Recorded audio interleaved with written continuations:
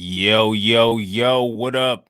It's your boy Rob coming back at you once again with another video, live stream, whatever you want to call it. So before you get started, you already know what to do.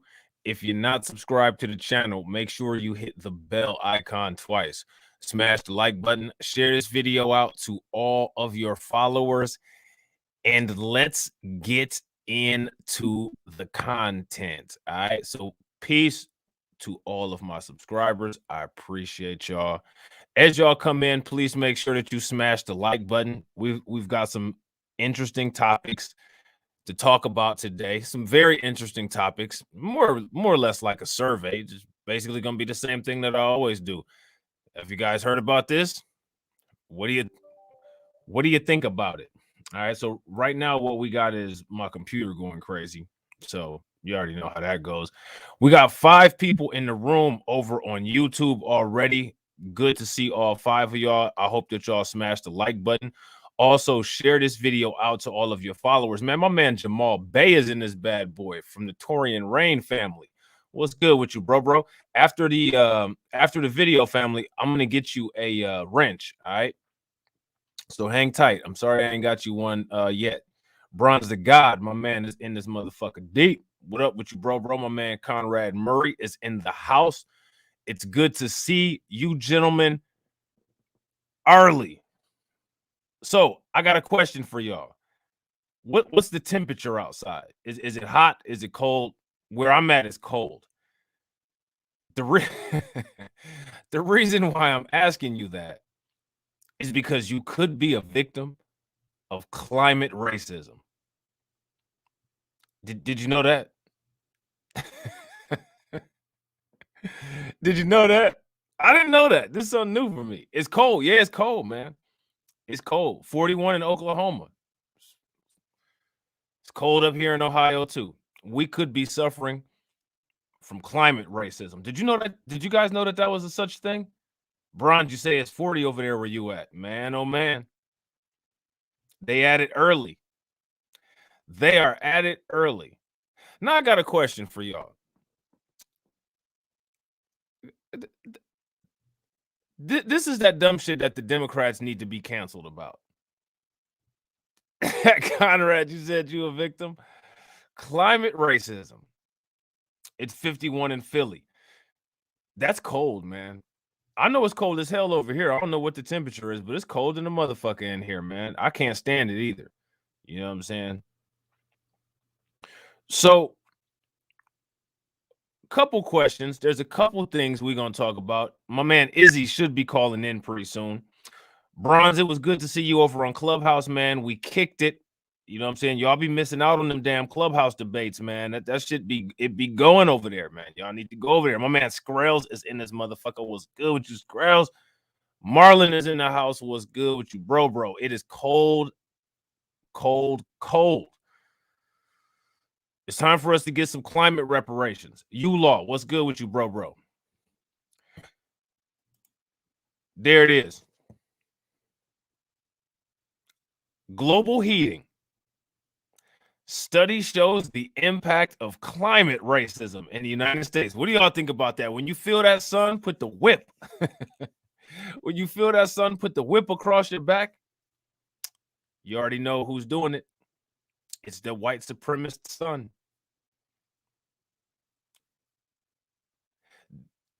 These motherfuckers deserve to never get another vote from black people ever again.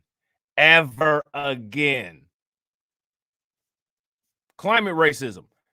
Curious, guys. What do y'all think about this?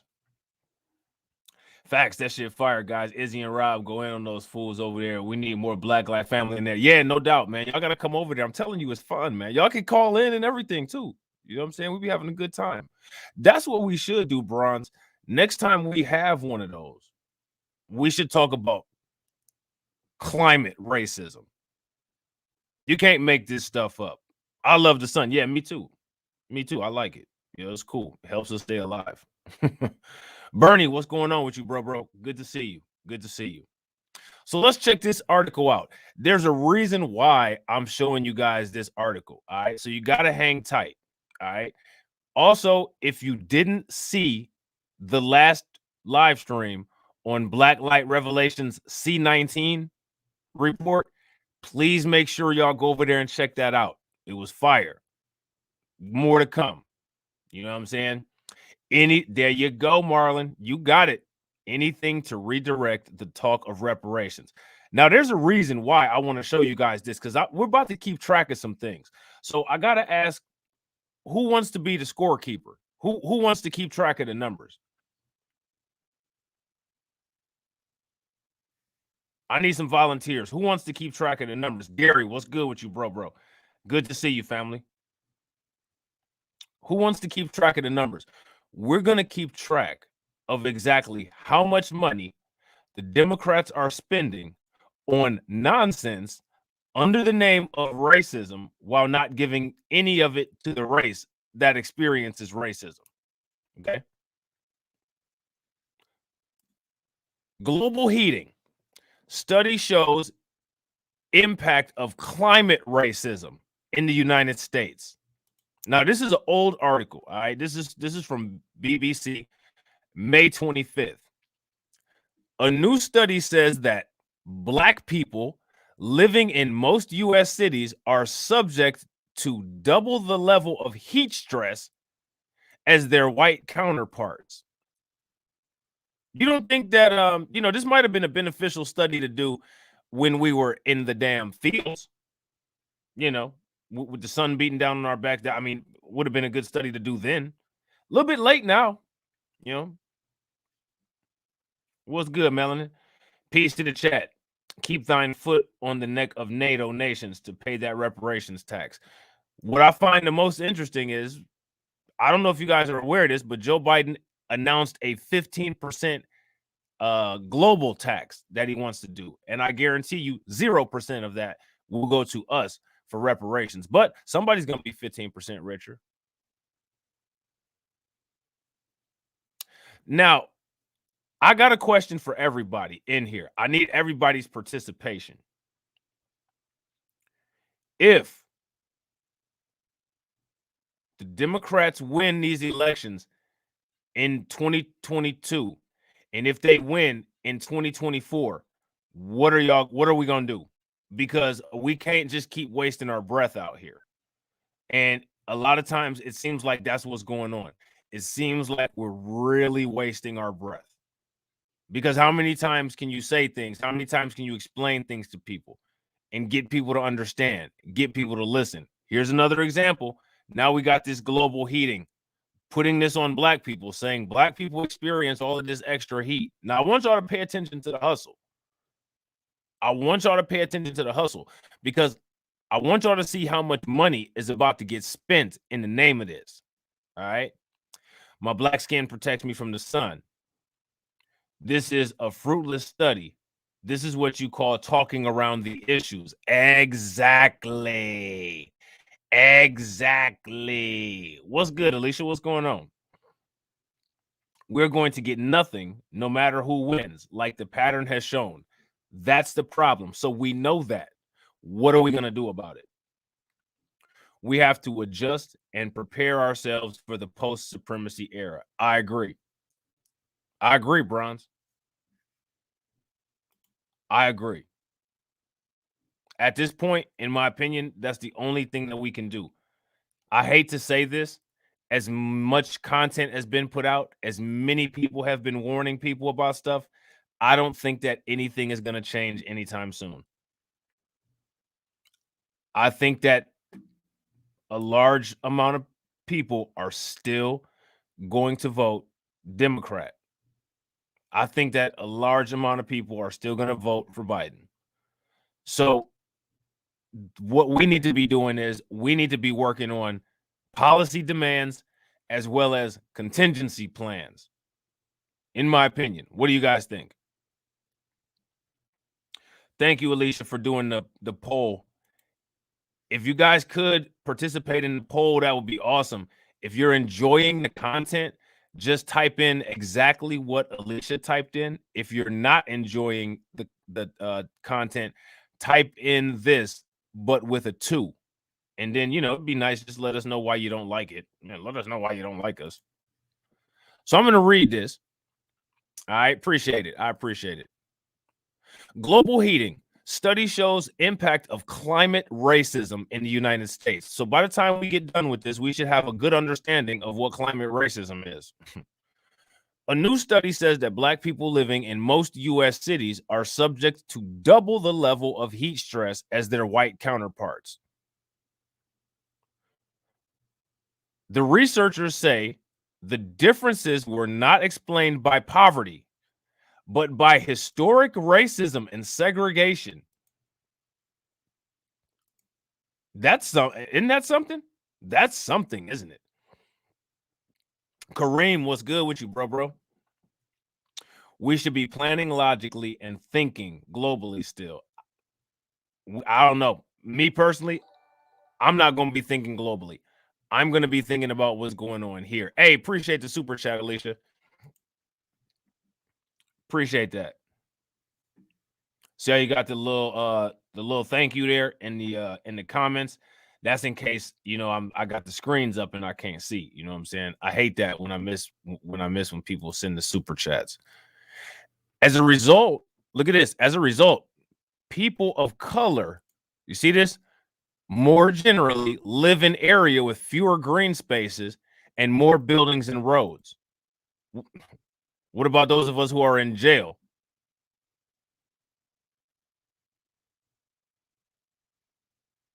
What do you guys think about this so far? This is BS, if you ask me. All right. These exacerbate the impacts of rising temperatures and the changing climate. Cities are well-known magnifiers of a warmer climate. The surface urban heat island effect is a technical term for the impact that the buildings, roads, and infrastructure of cities have on temperatures. All that concrete and asphalt attracts and stores more heat, ensuring that both days and nights in big urban areas are much warmer than the surrounding locations. But within cities, there are often large differences in this heat impact island, with areas rich in trees and green spaces notably cooler than those that are dense with housing and industry. All right. Appreciate you liking the stream, whoever that was that liked it. So, what do you guys think about that? So, global warming is about to be blamed on Black folks. Absolutely. And what else they're about to do is they're about to make it look like we're the only ones that deal with its effects. We're the only ones that deal with its effects. Total bullshit. I totally agree. This is the message that they're pushing. Now, this is the thing that you have to understand. This is the message that's being pushed. Not only is this the message that's being pushed, but the people who try to get you to appeal to this message, the celebrities, the athletes, the people in Hollywood, they know that this is total nonsense, but they keep on being compliant. Thank you guys for voting. That really helps. How does that work? How do we deal with this? This is something that needs to be dealt with. My question is, how do we deal with it? What do we do? They must get their signs from that one dude on Clubhouse. Man, don't get me started, bro. Yeah, they must get it. Too bad I'm not around to ask a bunch of questions. Sometimes people would just lie to you about any damn thing. You know what I'm saying?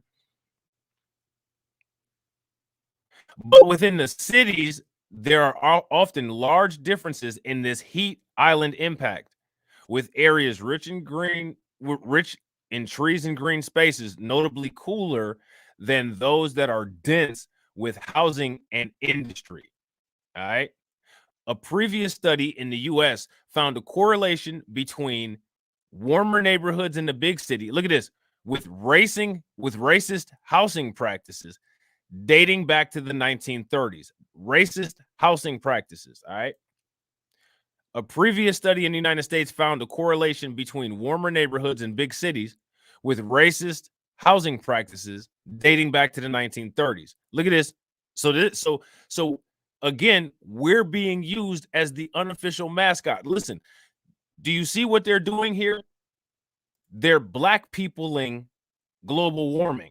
Appreciate the vote, Jamal.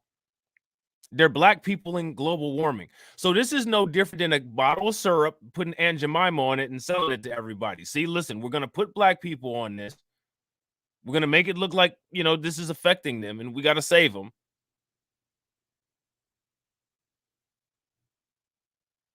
If it's one thing that I haven't really heard black people complain about too much, it's some shit being too damn hot. That's a complaint that I don't hear very often from black people. Me personally, I turn the heat up. I like the heat.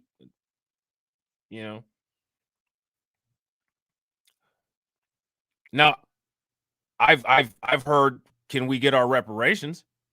But instead of dealing with that situation, what we're gonna deal with is some made up ass climate racism bullshit, and not use that to pay reparations. Now, if they were using this study to pay some reparations, hey, that'd be cool. So I got a question. What makes the findings of this nonsense more valid than whatever findings it was that they found in HR 40?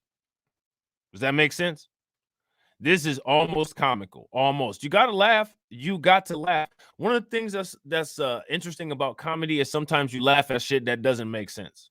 Well, this doesn't make sense. It's funny. All I hear is Professor Black Truth in the back of my head when I know, right? Anytime I be listening to any of this shit, like I'd be hearing Professor Black Truth. This is nothing more than a white supremacist think tank pandering to the Democrats, pandering to black people, using climate as a guise. Well, you heard Kamala Harris. You think I'm going to do something only for black people? No. Professor Black Truth and his voices. Oh, shit. Oh, yeah, Bronze. Speaking of which, if you guys can, make sure you share this video out. The white supremacists hate that.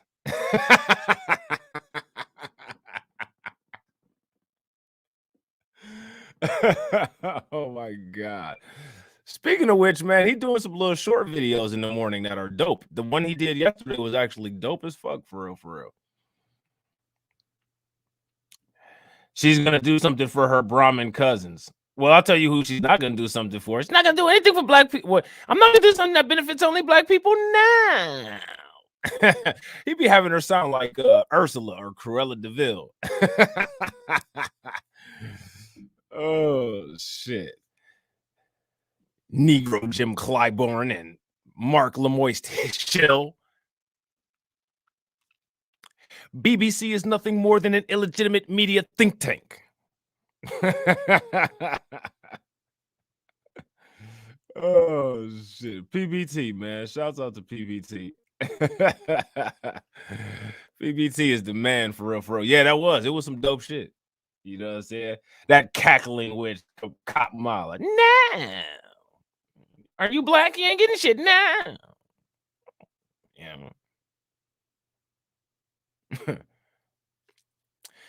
Do you know that I believe when Kamala Harris was the DA, I don't know, I can't remember where it was. I think it was in the Bay Area, that the whoever it is, California has an organization that pays out when criminals are sentenced inappropriately.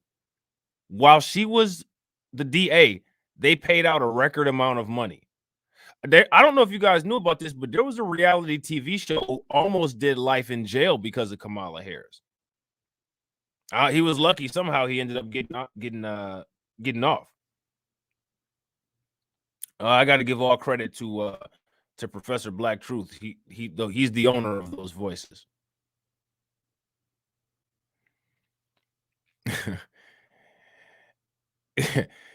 he's the owner of those voices. You know what I'm saying? Back then, areas with large African American or immigrant populations. See, here we go. Back then, areas with African American or immigrant populations. What immigrants? Who? Who was coming here in the 1930s? White immigrants, right?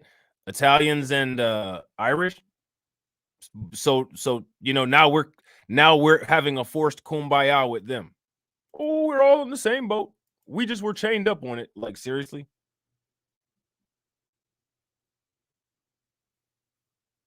Yeah, you got some new emojis. They got some new emojis. Look, the more members that I get, the more emojis that I can give y'all. You know what I'm saying? That's why, you know, on this channel, membership is only $1. Dollar make you holler. Nah.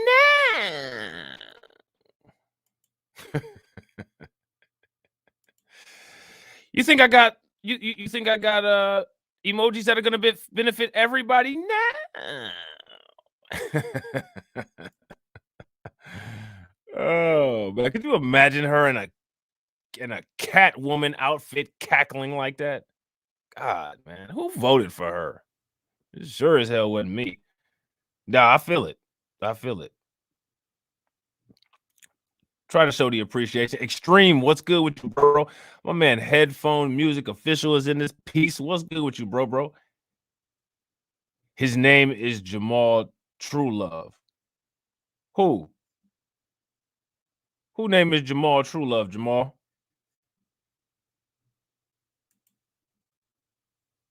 So now here it says this led to a concentration of poverty and low home ownership rates in some parts of the big city. This new study takes a broader look at these warmer neighborhoods and the people who are affected by them. I mean, what kind of study do you really need to understand this? Benton Harbor is going through what Flint is too. Oh wow, are they? Melanin, give me some info on that, and I'll do a video on it. Whoever voted yes on that poll is anti-Black American, right? If you're so concerned about the climate change, what's up with that water in Flint, Michigan? That water in Alabama, raw sewage running through the yards of Black people. Exactly. And if you guys watched my stream on my other channel, if you guys watched Black Light Revelations 2 yesterday, that's one of the questions that I was asking. Actually, it was the day before. I'm sorry. The live stream that I did that has Corey Bush, Corey Bush on it. That's the questions that we need to be asking. Those should be part of the terms that we use to demand what it is that we expect of whoever it is that we vote for. TBA or PBT did a video on that. Oh, okay, Bronze. That's what's up. UN said it was a humanitarian crisis. Are they going to pay reparations and help us out? Because slavery was a humanitarian crisis too, you know? Oh, the guy who Kamala Harris prosecutors sent to prison and he was innocent. Okay, thank you. Let me go back and see. What did you say his name was again now? Jamal. Yeah, Jamal Truelove. Yep, that was him. Yep, the name sounds familiar. That rings a bell. You're absolutely right. Yep.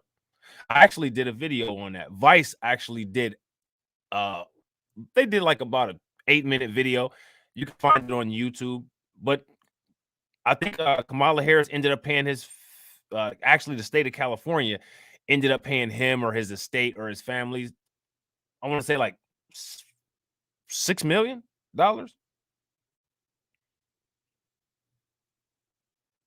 Thank you for voting, Extreme X. But this is what we're dealing with, guys. Question: how do you guys feel about this? What are your thoughts on this? Is this legitimate? If you vote for the Democrats, this is what you get. Your reparations will be some dollar bottled water that you can pour on your head. Because Black people are, you know, we happen to be hot. We live in areas that are hot.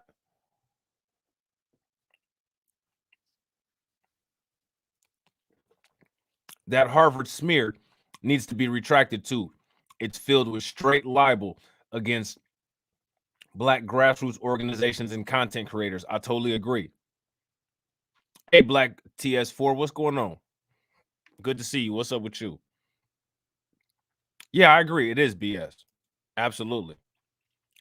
Using satellite temperature data combined with demographic information from the US Census, the authors found that the average person of color, so now all of a sudden it went from Black to Black and immigrants to now it's people of color, lives in an area with far higher summer daytime temperatures than non-Hispanic white people. For purposes of the paper, the scientists defined, here we go, for purposes of the paper, this is what we can do. Look at this. System of illegitimacy at work. We're changing definitions. I need you all to pay close attention to this. Close attention to this. For purposes of the paper, scientists defined people of color, including all Hispanic people, and anyone who does not identify as white alone. Identify. Kind of like if you happen to identify as a woman and you have a penis.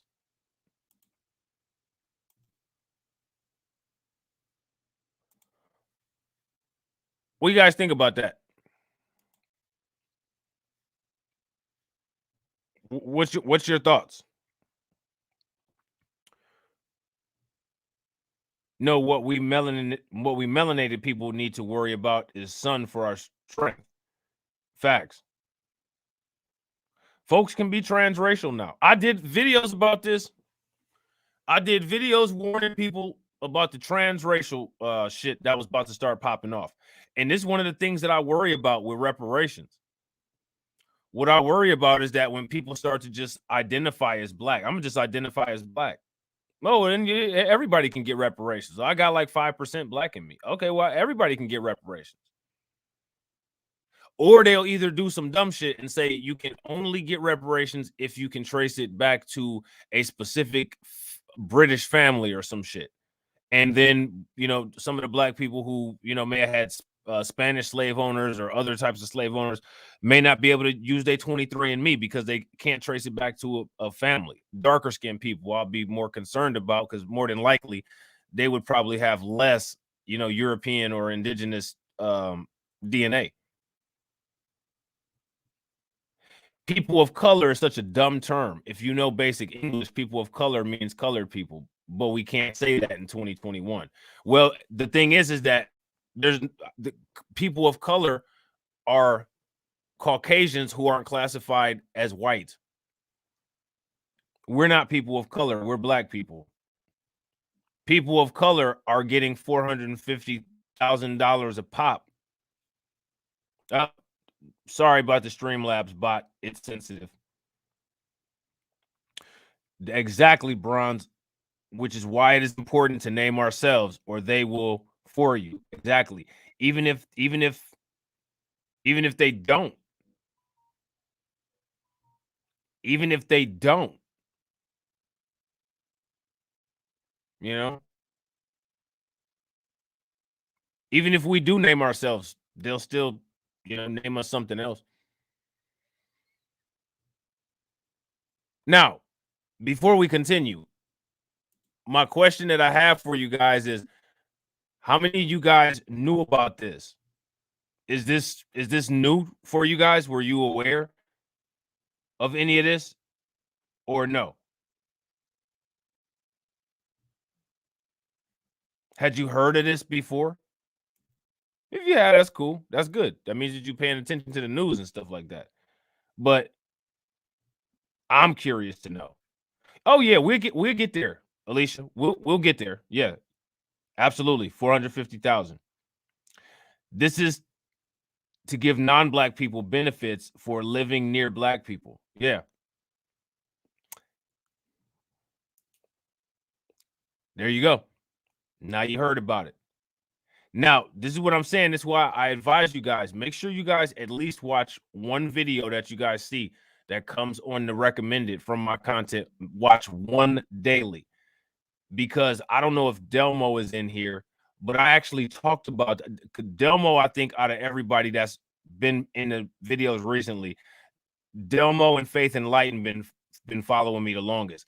I did a lot of videos about this last year. This climate shit. TD Hip Hop Media actually briefly mentioned it in one of his videos last year, where he's talking about Cory Bush. Racial climate justice is racial justice. Some nonsense. All right. They're putting blackface on this. Now, you notice how this starts out talking about black people. Now it's degenerated to immigrants and people of color. And now look what they did with people of color. People of color includes white Hispanics, and it includes transracials, anyone who does not identify as white alone. So Rachel Dolezal, she doesn't identify as white. She could qualify for this.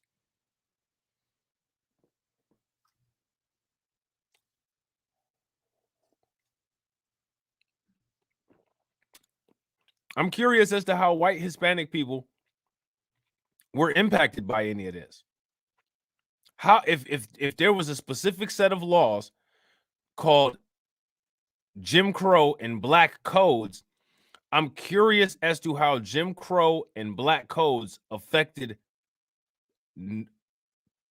people who aren't black. See, this is what we're doing. This is why we're trying to get rid of critical race theory. This is why they're taking history out of schools so that they can do all this nonsense. And look at this. This is the Democrats doing this. This is the party that allegedly, oh, vote Democrat because they care so much about us. They haven't demonstrated that they care about anything other than just getting your vote, in my opinion. I mean, am I off base or am I wrong? Have they demonstrated anything? Please correct me if I'm wrong. You know what I'm saying? Transracial. I want to wear blackface so nobody can say anything about it. Facts. I was just about to say that, Rob. Yeah. I mean, if I'm wrong, by all means, please correct me. I am not perfect.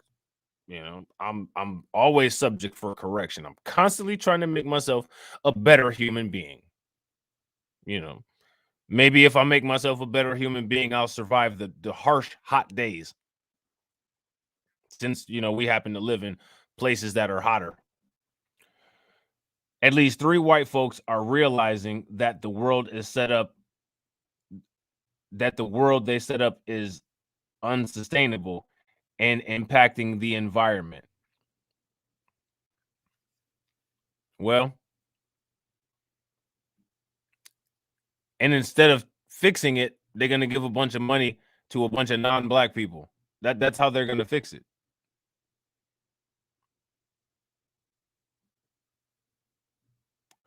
So now here it says in all but 6 of the 175 largest unbanished areas in the continental US, people of color endure much greater heat impacts in the summer. So what they haven't said is what kind of negative effects this has on your life, other than you might be a little bit more warm at times.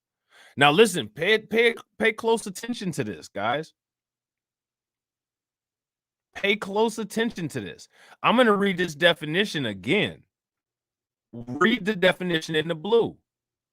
For the purposes of the paper, the scientists defined people of color as including all Hispanic people, regardless of race. So that means that you can be a white Hispanic person, and for this paper, you will still be considered a person of color. Why is this paper changing the definitions? How is that okay? This is what I'm talking about being a system of illegitimacy. We have a dictionary, we have a thesaurus. These things determine the definition of these words. Oh, you know, well, for this study, what we're going to do is we're just going to make some shit up. How does that work? And nobody, you know, nobody questions it. Nobody says anything about it. It's just, this is what it is. We're going to change the definition today. You're not going to stop us.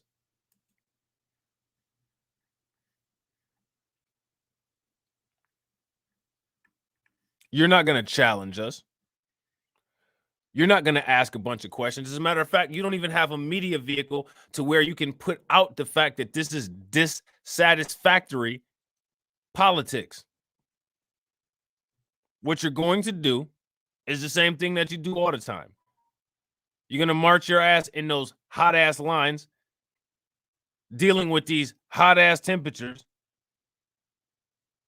and vote for us. That's what you're going to do. What's good, Jims? They put blackface on every issue they want to pass. Exactly. And why do they do that? That's the question. Why do they do that? Why would they do that? Why do they continue to do that? See, these are the questions that we have to answer, because a lot of times we navigate through this stuff. It's like, well, why is this stuff happening to us? A lot of it we contribute to. Confuse people by using a loaded term so it can't be questioned. Transracial is a new age term for blackface. They had to change the definition to fit their BS study. Now, I showed you guys a case where they changed the definition before. You guys remember when they were swearing that judge in, Amy Coney Barrett, and they changed the definition of gender preference? And then after they changed the definition of gender preference, they questioned her on it on the stand. Remember that? System of illegitimacy at work. System of illegitimacy cannibalizing another member of the system of illegitimacy.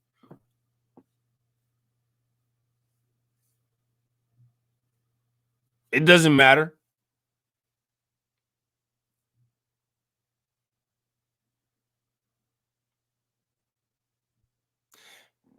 This is something that the Democrats clearly believe is a pressing issue. This is a pressing issue. If there's any issues that we need to address in the Black community, this is what it is. This is hot. This is such a pressing issue that how many of you give a shit about it? How many of you heard about it before I started doing this video? This is the issue. Now, don't take my word for it, though. But this is indeed the issue. And I'm going to prove it to you guys with evidence, okay? In all but 6 of the 175 largest unbiased areas in the continental U.S., people of color endure much greater heat impacts in the summer. For Black people, this was particularly stark. Researchers say that they are exposed to an extra 3.12 degrees Celsius of heating on average in urban neighborhoods, compared to an extra 1.47 degrees Celsius for white people. Yet white Hispanics get counted as people of color, so they'll get the same benefit as Black people, despite the fact that here it just said white people experience significantly less. But we've changed the definition of people of color to shoehorn in white Hispanics. You see how that works? What's up, DIY Queen? What's going on? Have you dealt with climate justice or have you dealt with climate racism today? Appreciate the share over there on Facebook. And by the way, if you guys don't know, when I go live, my streams, I stream on DLive, Trovo, Twitch, and Facebook. So please make sure you guys follow me on those other platforms, and also on Twitter. All right, if you're on Twitter, you can go over there and follow me too. Okay. American study. No, this is an American study, but this paper is written. This is from the BBC. The BBC is British. You know what I'm saying? And in my opinion, we need to be using Celsius. You know what I'm saying? Hey, appreciate you liking the stream over there on Facebook. We use empirical, right? Everybody, the entire rest of the world uses metric.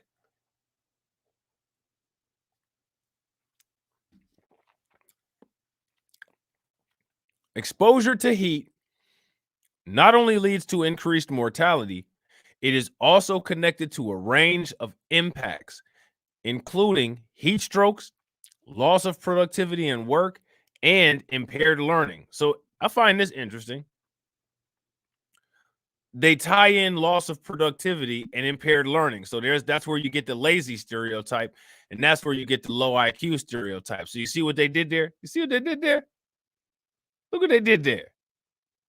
You see what they did there? Urban neighborhoods are very diverse. I don't know why this would be a black problem. Absolutely. Absolutely. That is absolutely true. That's big facts. That was slick. Yeah. You see how they did that? You see how they did that? Delmo, what's good with you, bro? What's up with you? So now here it says our study helps to provide more quantitative evidence that climate racism, this is what they're calling it, y'all, climate racism. Do you see this right here? Our study helps to provide more quantitative evidence that climate racism and environmental racism exists, said Dr. Angel Sue from the University of North Carolina, Chapel Hill, the lead author of the paper. So this is what I'm talking about. Non-black people making money off of racism and all of this shit that affects black people. The whole white liberal hustle where these white liberals are going to these companies and charging all of these diversity counseling classes. These are all white people and immigrants. I did a video on that before. Making money. Oh, see, look, these are the statistics that affect black people. Now, pay us our $5,000 for this course. There's no black people teaching any of those classes. And the white people that work at those companies are getting upset. Oh, well, Coca-Cola is getting woke. FedEx is getting woke. I can't leave any nooses in the garage anymore. You mean to tell me I can't leave a noose around the back window of Tyrone's UPS truck anymore? It's just getting too damn woke around here. Nobody has a sense of humor anymore.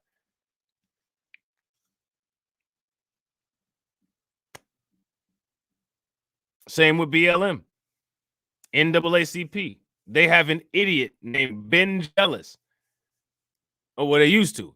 I don't think he's there anymore. But they at one point did have an idiot named Ben Jealous, who himself looks like he could be transracial, as their president. Who would name themselves Ben Jealous?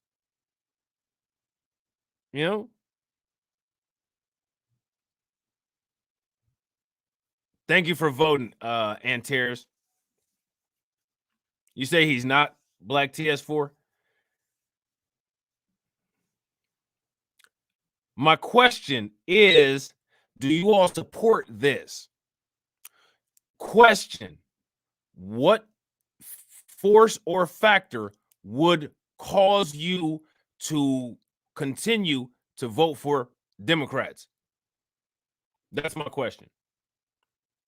What force or factor would drive you to vote at all? Is my question.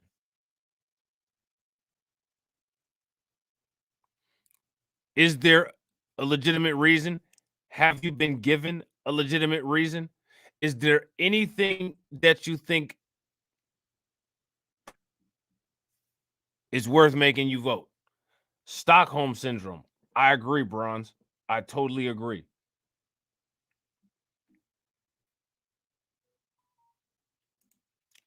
So now here it says it's not just an isolated incident. It's pervasive all across the United States. While being poor was certainly a factor for exposure to increased urban heat in the summer. Now all of a sudden being poor. So now what we're doing is, now what we've done is we've just made black people synonymous with poor. Was certainly a factor for exposure to increased urban heat in the summer. It didn't provide a full explanation. In around half the cities, the average person of color faced higher summertime heat than people living below the poverty line, even though just 10% of people of color were classified as poor. So what this is basically, this is it right here. This is telling you, this paragraph right here is literally telling you the outcome of what any of this shit is going to do. Well, sorry, black people, even though you guys are the ones who deal with this the most, we wrote this so that because of income, you won't be eligible to get any benefits from it. You're higher than the poverty level. We put your face all over this and you won't be getting any of it. Oops. You know, a little phony. Oops.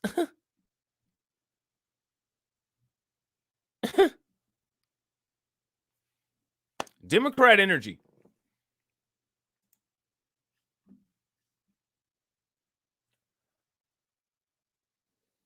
Joe Biden said Black Americans had his back and now he has theirs. Yeah, right.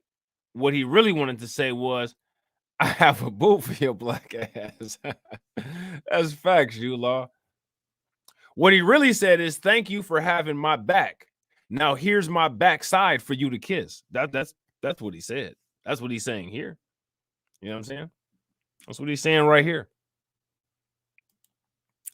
So now here it says the root causes of these differences can be found in history. Say experts. We can trace many of these present day environmental, socioeconomic, and health inequalities to explicit decisions and urban planning policies in the 20th century, like redlining, said Dr. Jeremy Huffman, chief scientist at the Science Museum of Virginia, who was not involved in this new study. Look at all of these people making all of this money off of racism. Look at all of these white people and non-white people who are interested in studying things that happen to us and making money off of them. But we can't even get people in our channels on YouTube. But look at what white people and non-white people are doing with our information.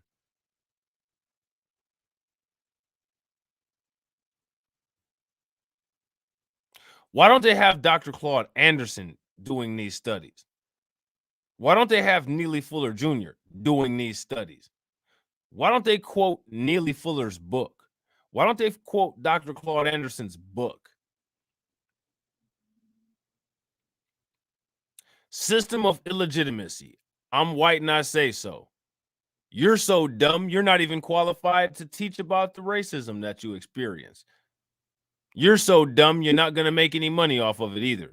No, that's what we have you for, so that everybody else can make money off of it and so that you can continue to turn the wheels of the political system. How does that make you feel?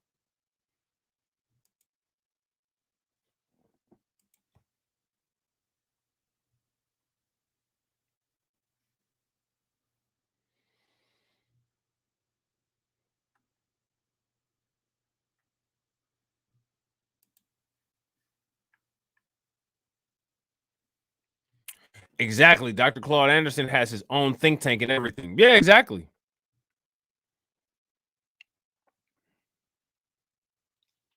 Even if they do get someone black to talk, even if they do get someone to talk about it, they damn sure won't be black, or to be somebody like Mark Lamoist Shill. I got a video of him too.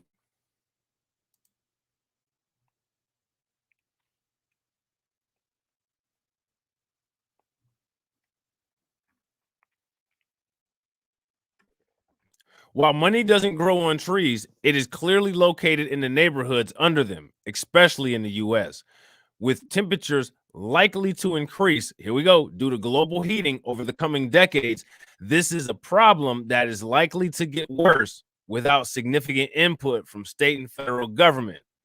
Look at who backed it. President Biden has promised. Isn't that something? Thought the progressives and the establishment Democrats were beefing. I'll be damned. Joey sure does sound like Corey Bush, don't he? I shall return. Somebody got bamboozled into babysitting on my day off. I'm enjoying the stream so far. Great work as always, Rob. I appreciate it, Alicia. Thank you so much. We are Americans' life insurance policy. Can't stress it enough. Big facts, DIY Queen. How do we do that? How do we deal with that? That's the question. That's what we have to be talking about. How do we deal with that? How do we nullify that? How do we halt or slow that? Those are the questions. Those are the things that we need to answer. Look at it. You're looking at it. Climate justice, climate racism. Thank you guys for voting. I appreciate it.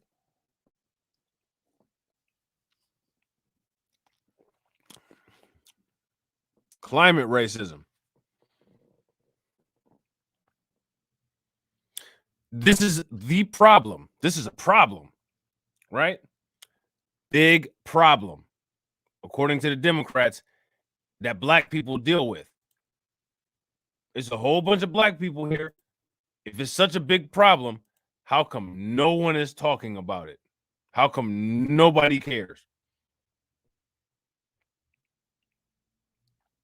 Solutions, though, need to be carefully thought out. In the paper, the authors reflect on the fact that planting trees in heat-stressed areas can reduce summer temperatures by 1.5 degrees Celsius, which is good for the residents. But look at this. The new trees can also increase property value, and the house price effects can end up displacing the minority residents. The policies were designed to help. Were the policies designed to help those people, or are those policies designed to keep those people stagnant? Because regardless of what we say, regardless of how we answer, what we have to look at is the actual effect. And what it appears to be, the actual effect is that it appears to be that people have become stagnant. So did that help anything? How can being stagnant help anything? As our society emerges from the pandemic, which showed that these very same communities that are hotter during the summer are also those suffering the largest impacts from COVID-19. It's essential that we ensure we are centering them in our recovery, said Dr. Huffman. But if decisions are made for these neighborhoods without the intentional input and guidance of the citizens who live there, it's not any better in theory than the practice of redlining or any other nefarious planning process in the past. The study has been published in the journal Nature Communications.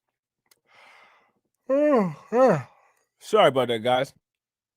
Questions, comments, concerns. Do we have any questions, comments, concerns? So it sounds exactly like that. That's exactly what it sounds like, Kareem. Bingo. Because it ain't our problem. You're not thinking about problems you didn't create. They always tell us what's important. Yeah. Facts, DIY Queen. Absolutely. Do we ever respond back? They're full of shit. No one gives a fuck about that. Do we ever do that? Do we ever give any pushback? That's my question. While I'm getting the next stuff that we have, if one of my moderators could, or two, or three, if you guys could put the link to the most recent live stream from Tales from the I'm sorry, not Tales from the Cryptocurrency, from the C19 report into the chat, I would really appreciate that. If you guys are not subscribed to the C19 channel, please make sure you go over there and subscribe to that channel. Blacklight Revelations C19 report. The moderators will put the link in the channel or in the chat. All right. So make sure you take a moment, hit the bell icon twice over there. Come back over here. All right. What I want to do real quick is I want to show you guys a video. All right. Have you guys heard of the Biden Build Back Better Act? If you have, let me know. If you haven't,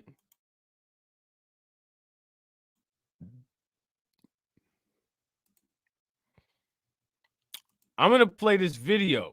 All right. Now, so you see what ULaw just put in? If you're not subscribed to Blacklight Revelations C19 report, please take a moment, go over there, hit the bell icon twice on that channel, and come back over here.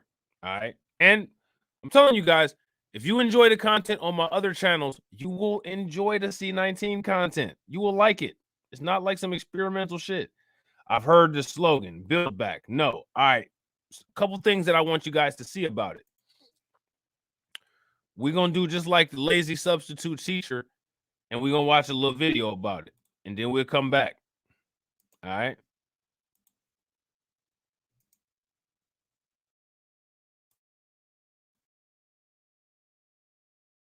After months of negotiations, President Biden says he and congressional Democrats have agreed to a framework for his Build Back Better plan.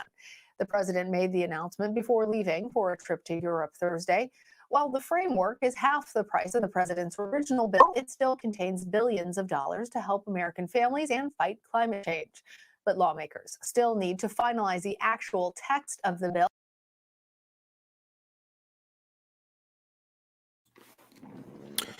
Are you guys able to see? Are you guys able to see at the bottom?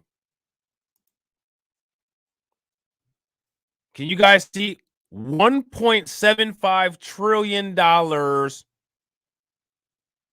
includes funding for childcare, healthcare, and climate change fights.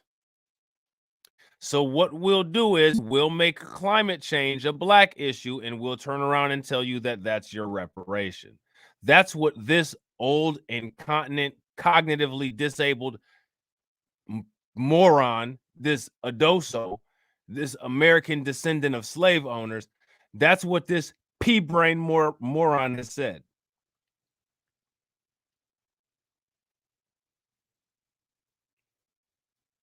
You see it down there, right? Climate change fight. Well, you know, the climate is racist.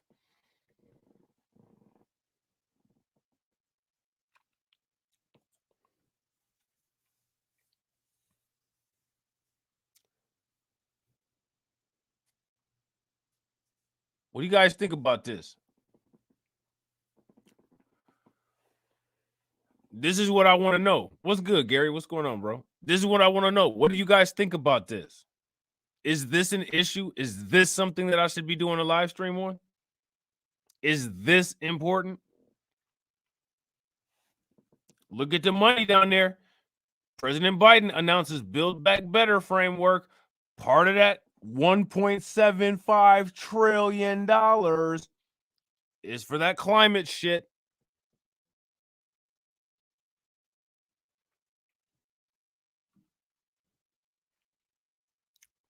Thoughts?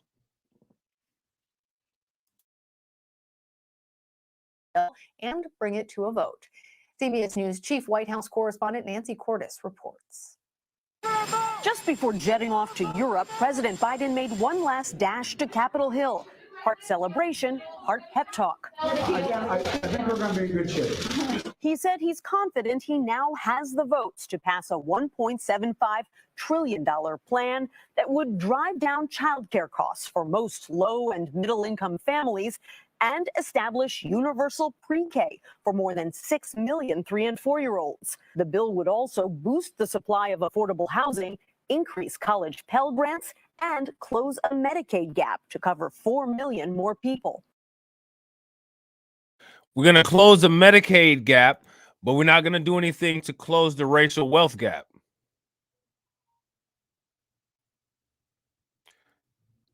Now, you have to ask yourself, as a voter, as an American citizen, are any of these things addressing any disparities in our community? Remember what we talked about in the last live stream that me and TD Hip Hop Media did? Our politics, our agenda should directly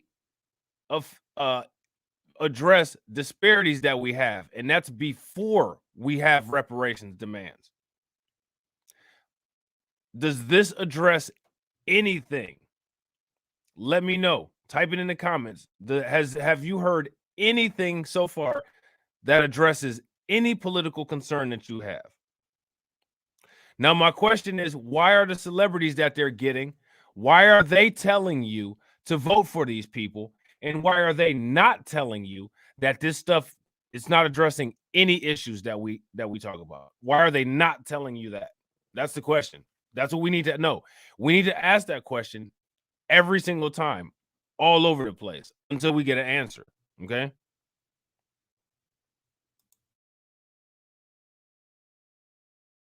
It is probably the most consequential bill since the 1960s. This new deal comes after weeks of talks with two moderate Senate Democrats who still stopped just short of embracing the bill today. I look forward to continuing working in good faith. To win their support, President Biden has dropped some progressive priorities, like guaranteed paid family leave and free community college. Medicare would be expanded to cover hearing aids, but not vision or dental care. Well, it's been a long and difficult negotiation. Treasury Secretary Janet Yellen, already in Rome, helped to broker the compromise. You can see a lot of Americans saying, wow, a lot of these provisions sound great. What I'm really worried about right now is inflation. Well, you know, some of the most important ways in which families see inflation is they feel they can't afford childcare. And what they're going to see is a massive reduction in the amount that they have to spend for childcare. Republicans slammed the plan today. How the hell do Americans see inflation in the form of childcare if every American doesn't have kids that are utilizing childcare? Inflation occurs when they decide to start printing too much fake ass money out.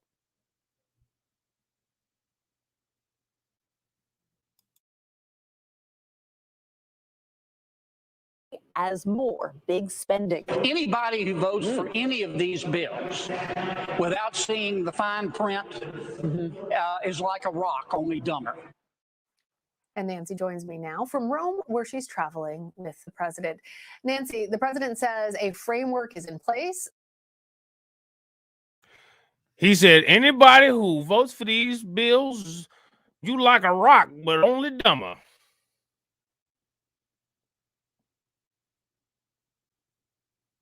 You are dumb as a damn rock if you vote for any of this shit. I think that good old boy might be onto something.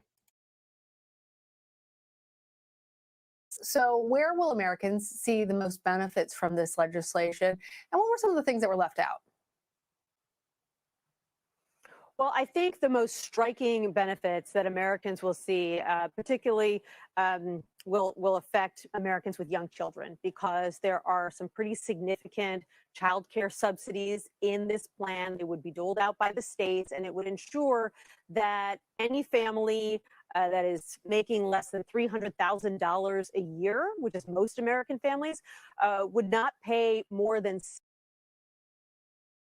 There you have it. Thanks, Nikki. What's going on? Good to see you. There you have it, guys. This stuff is going to be for people. Look at this. Do you see what it says right here on the screen? Would ensure that any family making less than $300,000 a year. I mean, you know, if you're in any YouTube chat other than Kevin Samuels, then more than likely you make less than $300,000 a year. Here's a little secret. Even if you are in this chat, you probably don't make $300,000 a year. Democrats should put this shit policy in your face, and you still vote for these idiots. Yeah, that's facts. That's facts, Ricky. We got to ask ourselves the question, why? We have to pay attention to these people who do this also.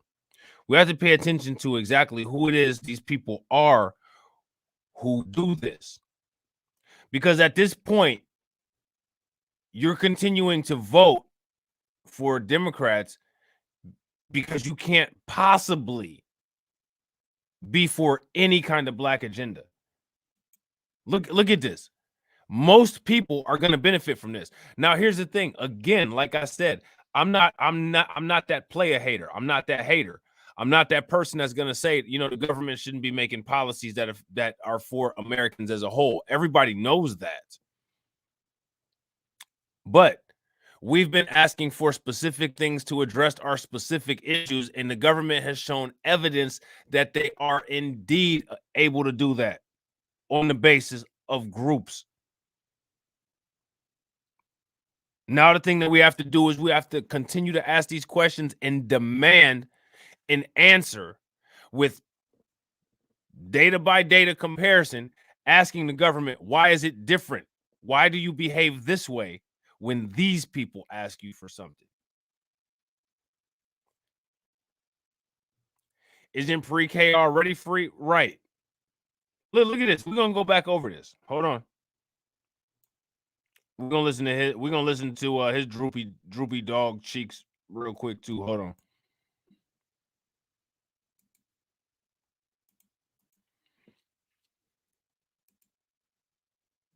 Anybody who votes for any of these bills without seeing the fine print is like a rock, only dumber.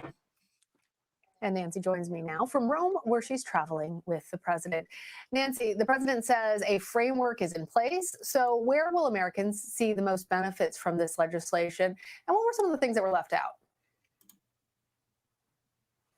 Well, I think the most striking benefits that Americans will see, particularly will affect Americans with young children, because there are some pretty significant child care subsidies in this plan. They would be rolled out by the states, and it would ensure that any family that is making less than $300,000 a year, which is most American families, would not pay more than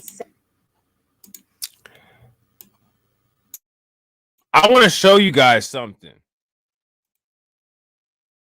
Now, I want to make sure, and this is not, I want to make sure. I need everybody's participation. Type in who is eligible for this program. People making less than how much? What's up, Coastal? What's going on? What's up, Atan, Sun God? What's going on with you? This is what I want to know, guys. I need you guys to answer this question in the comments.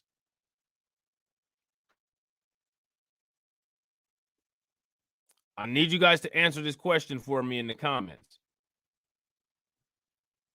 Who is eligible for this program? Type it in. People that make less than what?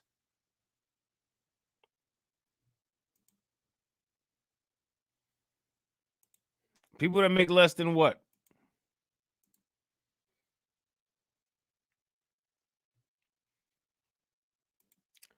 Because I'm about to show you who's not eligible. I'm about to show you who will not be eligible. Okay?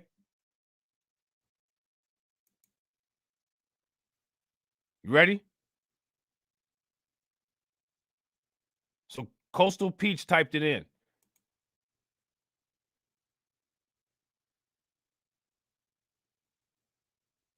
DIY Queen Kareem and Marlon typed it in. I'm about to show y'all who's not going to be eligible. There's two groups of people who aren't going to be eligible.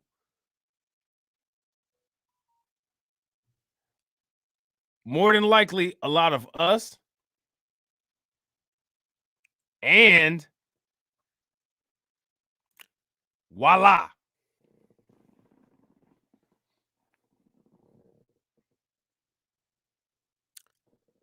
Thoughts? They're not going to be eligible. What do you think about their ineligibility? That's kind of fucked up.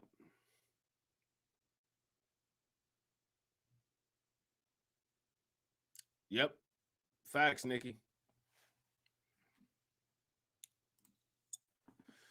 That's kind of a little sick little twist and irony, isn't it?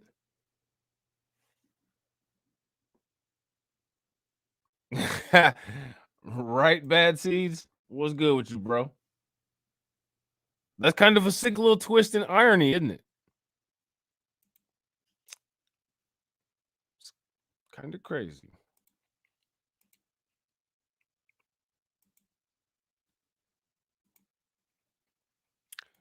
kind of crazy. Oh, shit. You see that shit? I accidentally made my damn chair go down. That shit was not on purpose.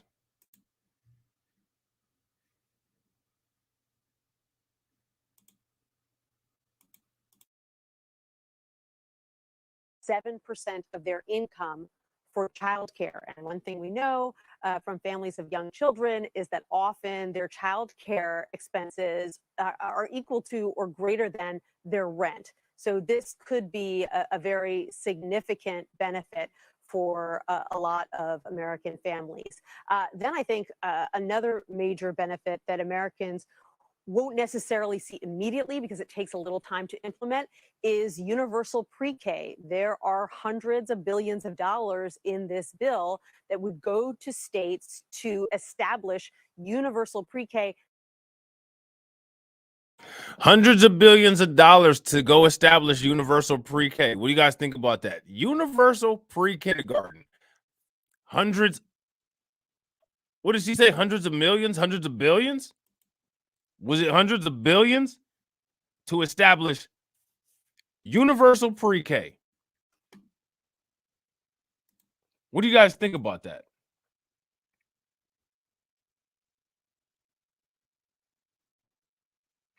What are you guys' thoughts on that? That's my question. What do you guys think about that? Pre-K is already free for most people, right? I think I can't remember who somebody put that in there. Hundreds of billions. Look, there are hundreds of billions in this. It's right up here on the screen. So private schools will get this free money for pre-K. What's going on, Primal? What's up with you? Look at this. Nothing. It doesn't make sense at all. It doesn't make any sense. Not just for 4-year-olds, but for 3-year-olds as well at public schools around the country that would ultimately enable maybe 6 million, maybe more children to go to school. And that is essentially adding to free public education by 2 years. The White House argues this is the biggest. They're advocating putting all this money into schools when they don't even know if they're going to keep the schools open or not because of COVID mandates. One of the reasons why I have my C19 channel, and we got a good, decent amount of people in here. That's awesome. If you guys can, please smash the like button. Please share the video out to all of your followers. Any moderator that's available that can put the link into the C19 channel, please help your boy out and do that. Make sure y'all go over there and sub that channel. Hit the bell icon twice because I go live over there. I go live over there like 2 or 3 times a week. So y'all missing out on some good stuff. So please make sure y'all smash the like button and hit the bell. I appreciate it. The channel is growing because of you guys. You know what I'm saying? You Law and Bronze the God can tell you there used to be a time when it would just be us in here. You know what I'm saying? It'd be me, you Law, Blondie Lee 303, Faith Enlightened, Delmo. And now we actually have like a discussion group.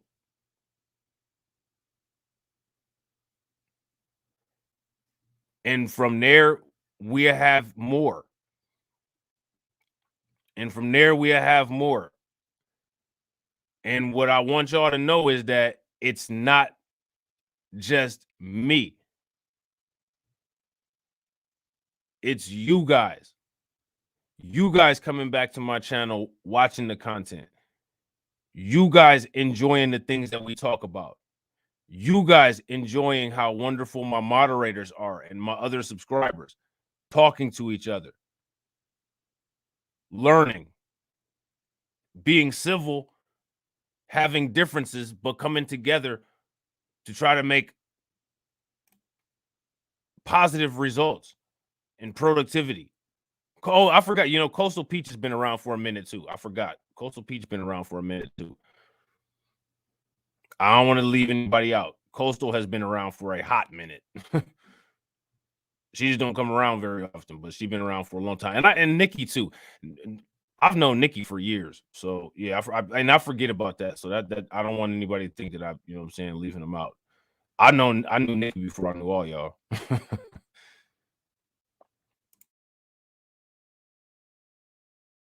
Expansion of public education in more than 100 years since a free public high school was added. And so they believe that that would be quite significant. There are other provisions. The bill extends the child care tax credit by a year.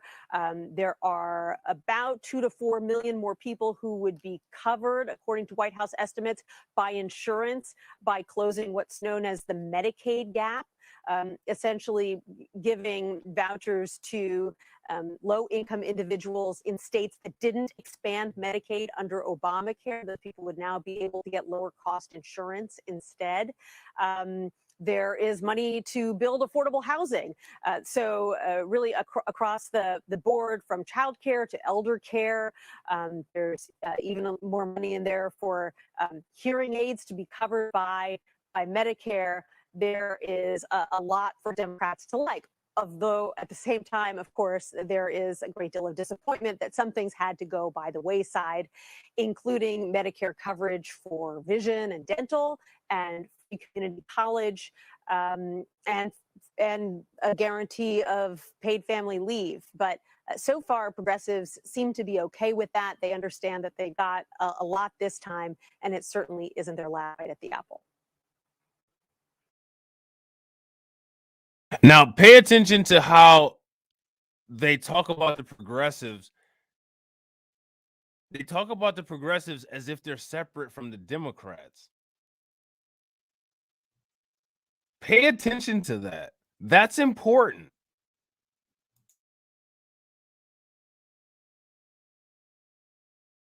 And Nancy, we heard part of your exclusive interview with Treasury Secretary Janet Yellen. It didn't sound like she was saying that inflation wouldn't be a concern, but that one of the major costs, fixed costs, childcare, will take less out of the pocketbooks of parents. Did you two discuss the concerns of inflation beyond childcare, or these specific bills, or these specific bills that are being addressed in the bill? Mm-hmm. We did. And she continues to insist that the inflation that we've been seeing is temporary and is related to the pandemic, related to the fact that Americans shifted from purchasing services to purchasing goods. So the inflation is going on. These people are saying that the inflation is going on because of the pandemic. What do you guys think about that? Is that accurate or is that inaccurate? In my opinion, that's a hot, bubbling bowl of bullshit.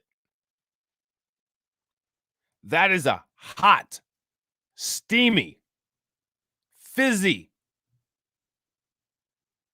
You ever got off the toilet and it sounded like you just opened up a can of ginger ale? It's that kind of bullshit. During the pandemic, it's part of the reason that we've seen these challenges with the supply chain. She says it is a temporary situation. And I asked her at one point whether, if we are talking, the two of us, a year from now, whether we will still be experiencing inflation. And she argued that we would not. Obviously, only time will tell. Right now, what people are noticing is that it costs more to go to the grocery store. They can't get everything that they want at the grocery store, and their gas is more expensive as well. But you know, she does have one point, which is that if people are paying a lot more for goods, they're blatantly lying on the news. You guys are aware of this, right? You guys are aware of this, that they're blatantly lying on the news.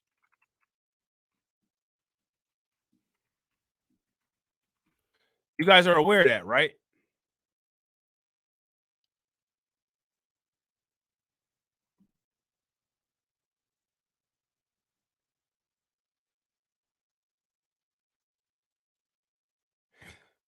Now,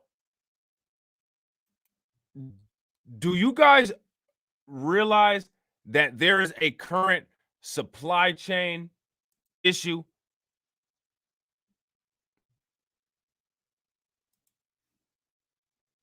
What happens when supply decreases. Usually, when supply decreases, demand increases and prices go up, right? Ain't that usually what happens? Isn't that how basic micro and macroeconomics works?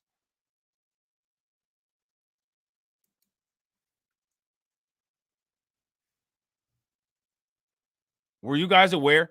And see, the thing is that it's not conspiracy theory. Yeah, facts, big facts. The White House actually put out a memorandum. All right.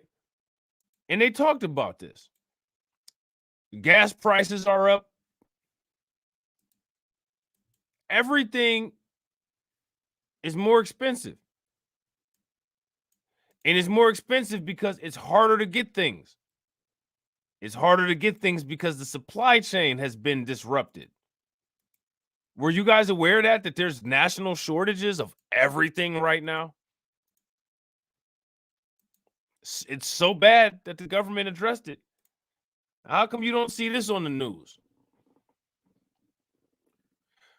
Why the pandemic has disrupted supply chains. And this is as far back as June 17 of 2021. June 17th of 2021. You guys can see that date on there, can't you? Do I need to make the writing a little bit bigger so you can see it? Hold on. June 17th. You can see that, right? Of 2021. Why the pandemic has disrupted the supply chain. The shit is expensive out here.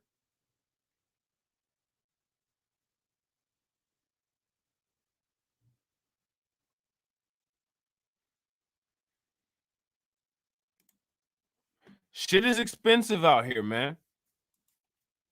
We're just gonna act like ain't shit going on.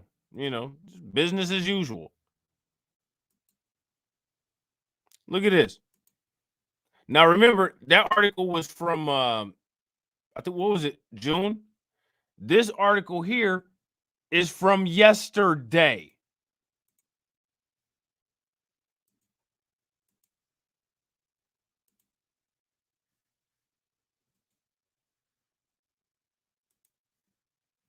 This article here is from yesterday. The supply chain crisis is rattling Americans as shipping delays hit historic highs. This is what I was telling y'all a couple weeks ago.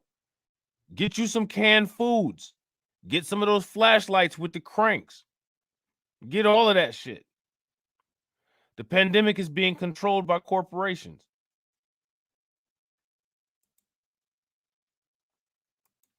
That's why I laugh when conservatives claim liberal media. Right.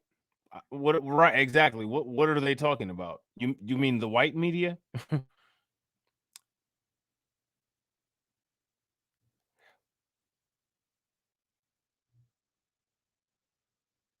Had all that BLR. That's funny. Plandemic doesn't sound so crazy anymore. Sure doesn't. That's why y'all need to go over to that C19 channel, man. I'm telling y'all missing out. The supply chain crisis is rattling Americans as shipping hits historic highs.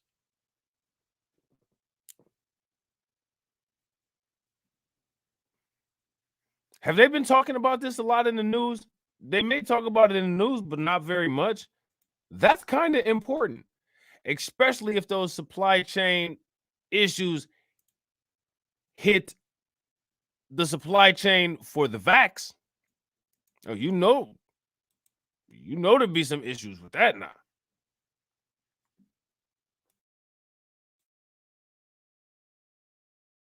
Goods, but they're paying a lot less for childcare, for education, then at the end of the day, they may be better off. Well, a key component of the Build Back Better Act is the $555 billion to fight climate change. You're there in Europe. Did you guys hear that? Did you guys hear that? If you heard that, if you heard it, type in how much money is going to be paid for the climate change. Type it in. How much money did this woman say? I want y'all to listen to this again.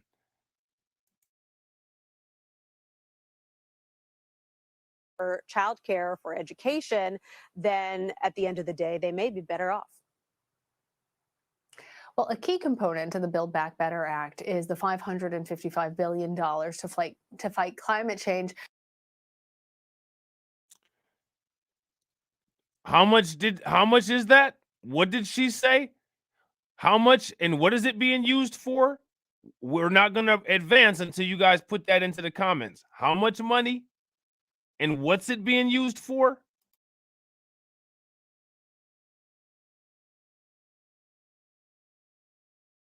For education, then at the end of the day, they may be better off. Well, a key component to the Build Back Better Act is the $555 billion to fight climate change. You're there in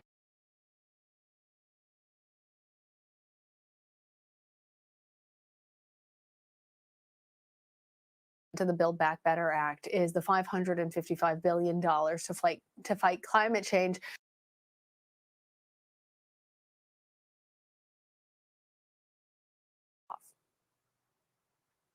Well, a key component to the Build Back Better Act is the $555 billion to fight climate change.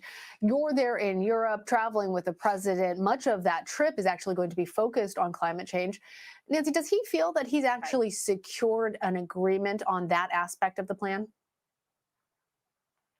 Yes, there's about $500 billion worth of climate change provisions in the bill, offering things like tax credits to both individuals and businesses to shift to renewable energy. And it was so important for the president.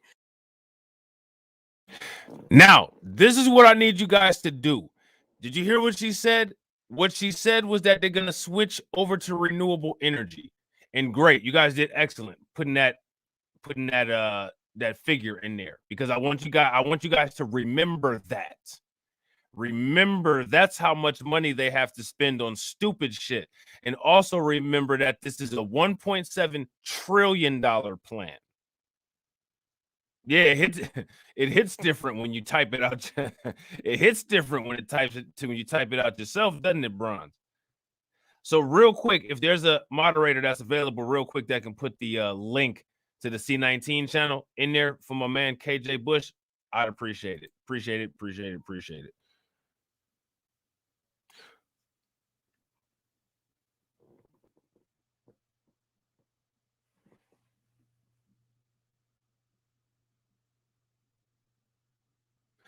Do you see how this woman's face is? Look like somebody just slapped her in her head and she's bringing her neck back up to the upright stance. That's how everybody should look when they hear about that $555 going all over the place. You look just like her on the TV screen right now. Y'all see her? Look at her. She like, shit. Motherfucker, no, you didn't just hit me. Yeah, I did just hit you. I just slapped your ass with $555 billion. She looked like somebody put $555 billion in a pillowcase, swung it around like a damn lasso, and smacked her in the side of her face with it, and she's on the way back up. That's how everybody should feel, how she looks. Do y'all feel like how she looks?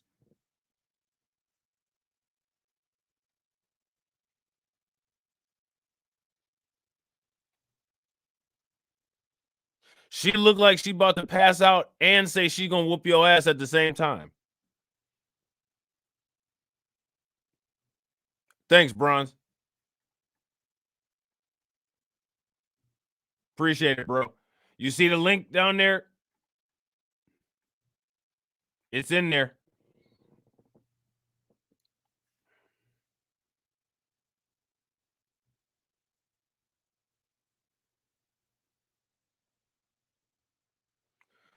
Majority of that money is going to corporations. What we need to know is we need to look at the government, the people in the government, and how much stock and how much percentage of ownership they have in renewable energy companies. This is a project that I need everybody to participate in. Look up information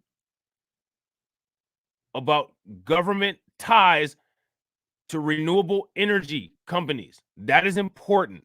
If you see any or find any, send it to me. I guarantee you there's a lot of Democrats that have a lot of money invested in renewable energy companies. So what are we going to do? Well, we're going to make black people the face of climate change, electrical insufficiency, all of that stuff. No problem, KJ. Appreciate it. Thank the moderators. I have wonderful moderators and wonderful channel members that help me out with stuff like that. Tell them thank you. They are awesome.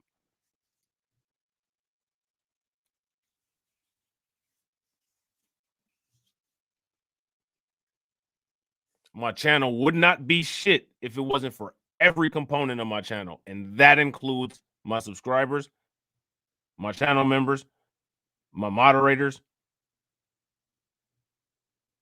people that follow me on my other channels and my other social media. The only thing that I do is sit in front of my computer, read, tell a couple jokes, and talk about this content. It is you guys who make this shit what it is. It is you guys watching it that makes this shit what it is. It's you guys researching, even disagreeing, critical thought that make it what it is. So I can't tell y'all how much I appreciate y'all.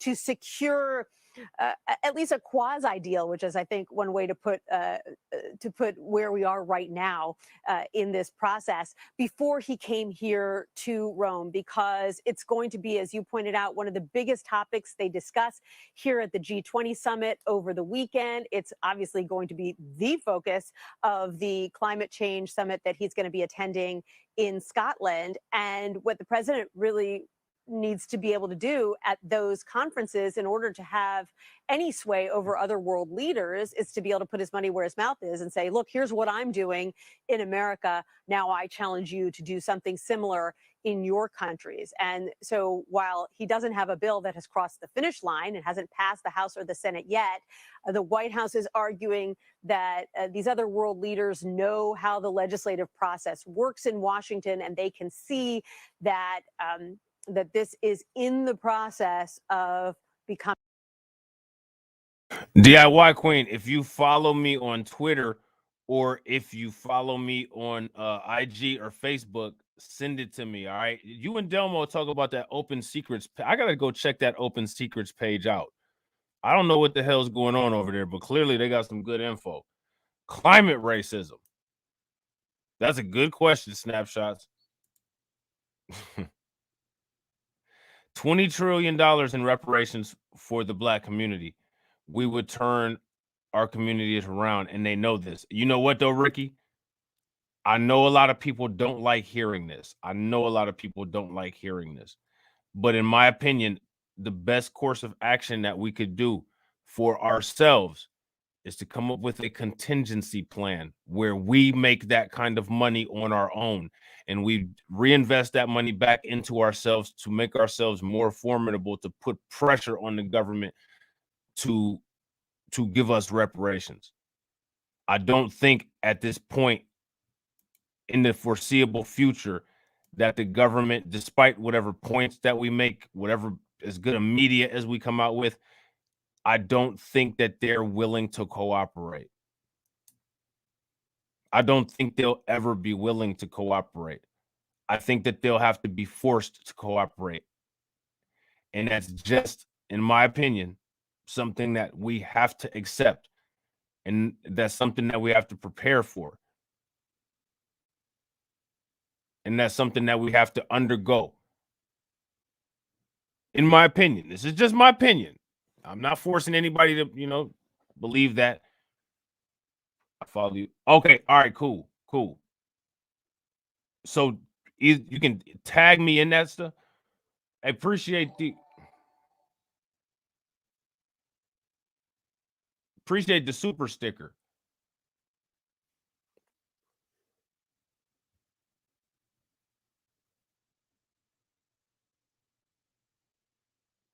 First thing is to stop. Yeah.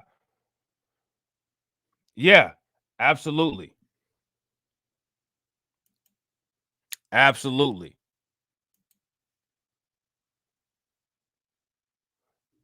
I wish they would pay reparations. We're going to have to force them to. Education and organization. They'll find a way to get that money back from you otherwise. Absolutely, Primal. We have to replace this government. Or we have to infiltrate it enough to where we have some kind of leverage. Appreciate the super sticker, KJ Bush.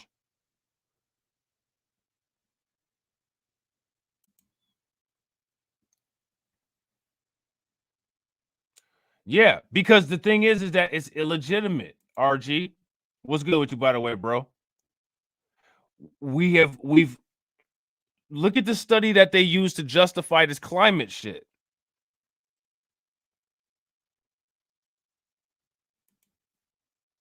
Look at the study that they use to justify this climate shit. Where did that come from? Everybody knows about the effects of slavery. You know what I mean?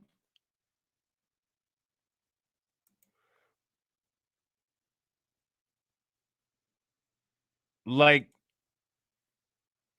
it doesn't make any sense. It makes 0 sense. So let's finish this, all right?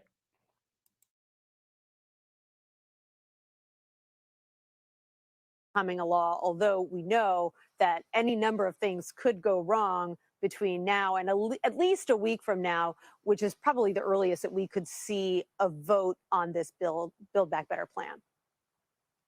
All right, quasi ideal at this moment. So, Nancy, before we let you go, you're in Rome, where President Biden will kick off his trip with a visit with the Pope. Tell us what's on the agenda.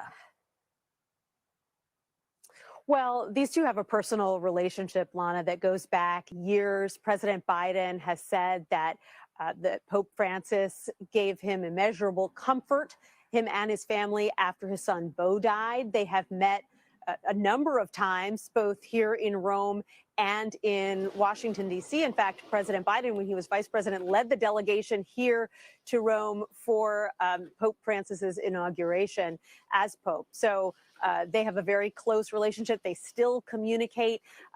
They will probably talk about things that they both feel passionately about. Things like climate change. Most likely, the Pope will want to talk to the president about ensuring that more COVID vaccines go to the poor around the world. That's something that he has challenged wealthy nations like the U.S. to do more of. We won't necessarily get to see a lot of that meeting because right now there is a bit of a conflict between the U.S. media and the Vatican news agency, which now says it won't be providing live coverage of the meeting. But nevertheless, a historic day for this president, his first time as president, meeting with the Pope, which is something that only the second Catholic president certainly has been looking forward to. Questions, comments, concerns, and yes, absolutely, KJ. That is exactly what I want. I would like to talk about this kind of stuff, even if we don't agree on everything. The fact that we talk about it, the fact that we get it out there, the fact that we have discussions about it, because, you know, whether you agree with me about this or not, it's something that's happening and the dynamics of it are important. So we need to at the least be aware of it. We need to at the least be aware of it. And without talking about this kind of stuff, well, how are we going to be aware of it? And another thing that, like I said, you know, I haven't had a chance to, but I'm telling you guys, I will. I promise. The content that you guys send to me, I'm going to get it out there. I'm going to get it up there. So just trust me. Right. Facts. That's big facts, bro. So I'm curious. This is the infamous New York Times article.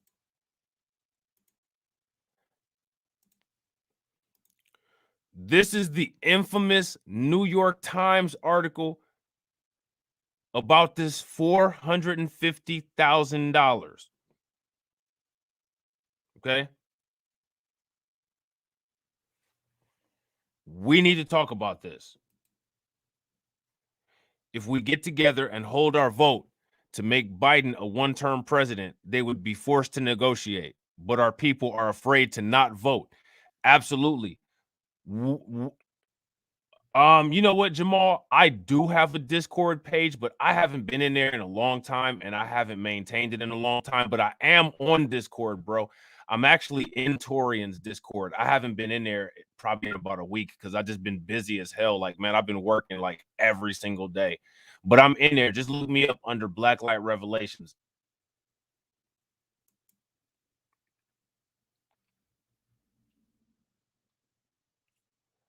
So look at this, man.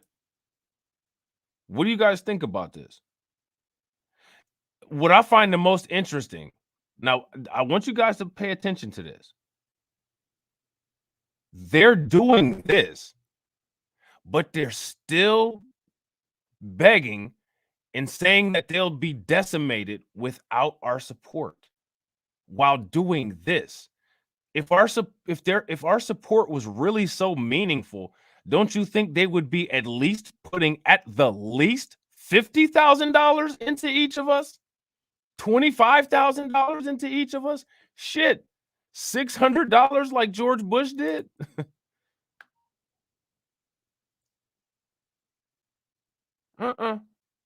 They're giving $450,000 to people who can't vote, and they're giving nothing to people who can, while telling the people who can, "Oh, without you guys, we're finished." Well, I think you need to be finished if you continue making decisions like that. You need to be finished. You need to be done.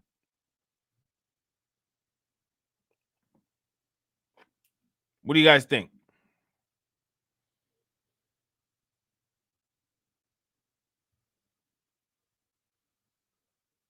You guys agree? Disagree?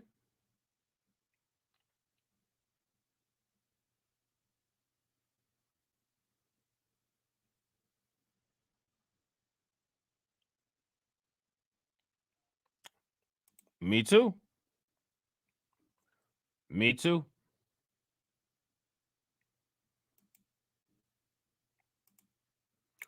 We have to sit these elections out, period. Our vote should be a business transaction, point blank, period. I totally agree.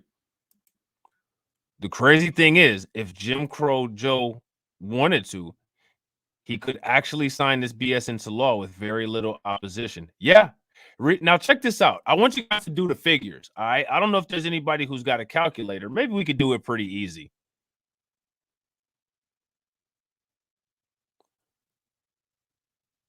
What's 45 times 11? Does anybody know 45 times 11?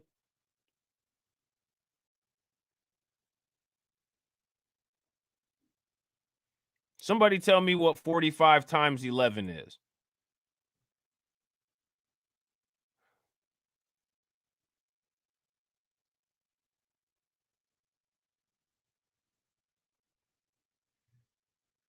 What's 45 times 11?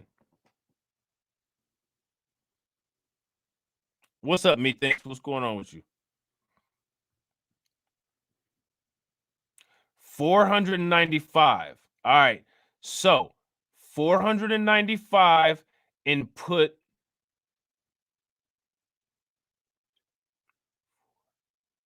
10 zeros behind it. Put 10 zeros behind 495. What's that number?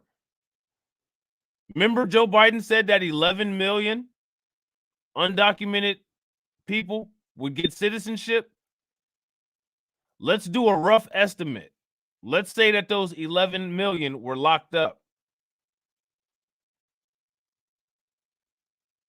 Because how would they have anything accounted for if they didn't have custody of any of those people? You mean to tell me that they did a census of illegal people? How is there an estimate of 11 million if they're illegal and we don't know shit?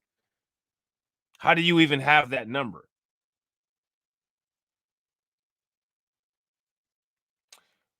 So let's multiply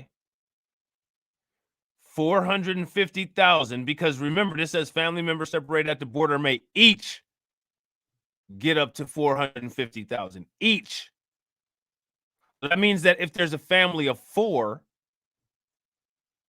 then that family of 4 is going to get what? They're going to get, let me see, so that would be 900,000. The family of 4 would get what? $1.8 million. A family of 4 will get $1.8 million.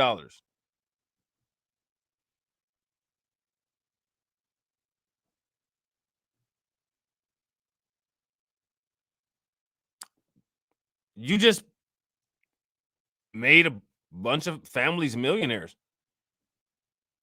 They haven't even lifted a finger to do anything for this country. Never been through shit here either. And they illegally came here.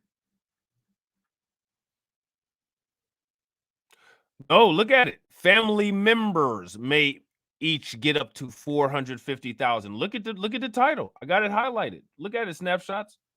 I know it sounds crazy. You would think it's 450 per family, but it says family members separated at border may each. Family members may each get up to $450,000. What are the Republicans saying about this? Probably the same thing that they said about the AAPI hate crime bill. Nothing but vote for it. After the Trump administration separated migrant parents from children at the southern border, President Biden pledged to make it up to the families. Isn't that interesting? He doesn't even acknowledge slavery. Biden doesn't. He doesn't even acknowledge that slavery happened. You know what he said? He's doing exactly what he said. This is a country of immigrants. It'd be stupid to not invest in them. And he said this when asked about reparations.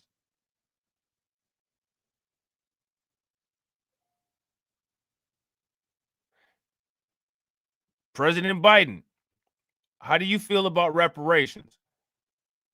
The reason we're the country we are today. Remember that?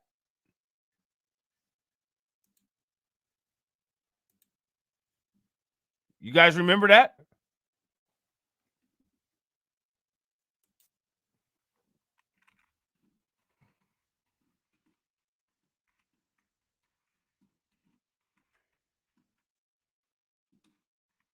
You guys remember that?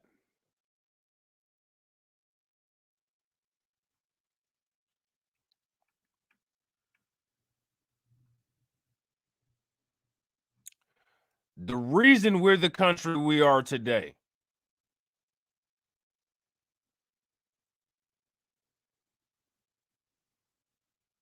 is because of immigration.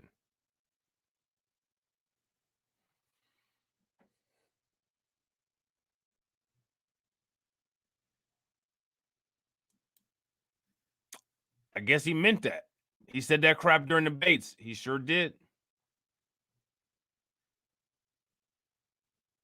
And he's making good on it. So what does that tell you? What that tells you is that he is capable of making good on certain things.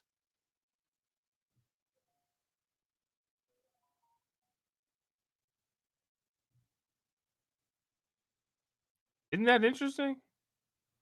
It's possible for him to make good on certain things. He just don't make good on certain things for everyone, and then turns around and asks those people to vote for him and his party. Facts. That's big facts.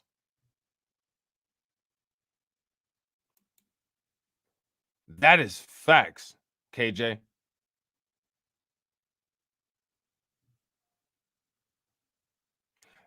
Exactly. A ton. Biden said, I will not pay for the sins of my ancestors, but he loves reaping the benefits of those sins, don't he, though? Loves it. He loves it more than his son loves cocaine.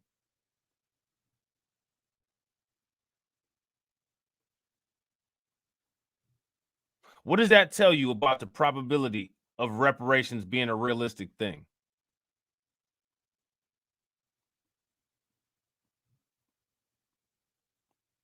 I will not pay for the sins of my ancestors. You know what he did? You know what he did, Marlon? I will not pay for the sins of my ancestors. So he paid some other group of people and told the people that his ancestors sinned against, we need your help. We're going to get decimated if you don't vote for us. But you made good on your promise. You made good on 2 promises. Because you sure as hell didn't pay for shit your ancestors did. You paid these people.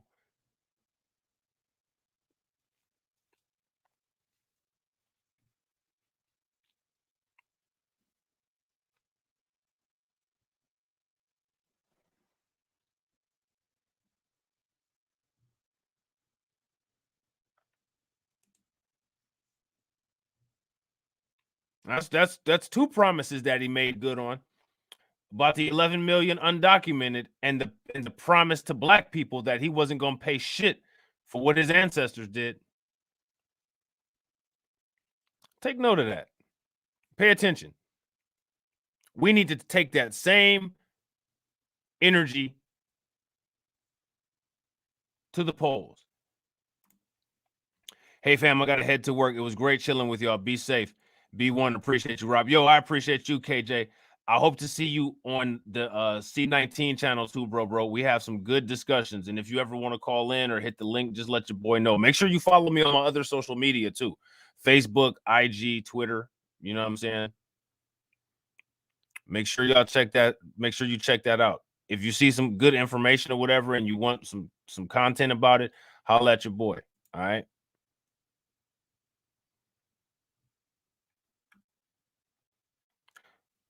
What I'm just curious. I just want to know what goes through your head like when you see this.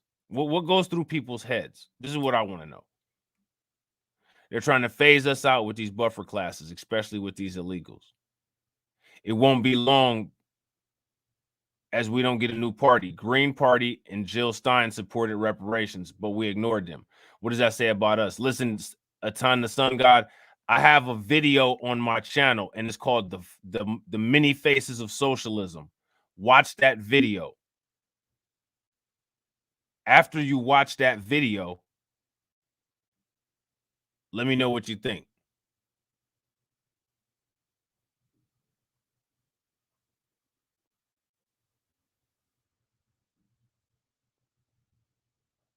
You should be able to find it in you should be able to find it in the Google search. Or I'm sorry, not the Google search, but in the YouTube search. Blacklight Revelations, The Many Faces of Socialism. If you're not able to find it, type it in the comments after the stream is done, and I'll find it and post it into the community page. And I want you to watch it. And next time I do a live stream, we're gonna talk about the Green Party. Okay.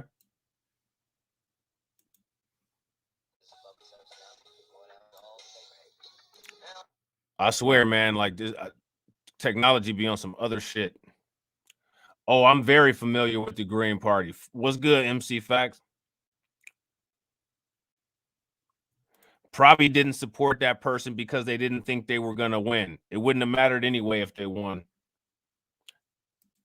The Many Faces of Socialism. Yeah. Let me see if I can find it real quick. Hold on real quick. Let me see.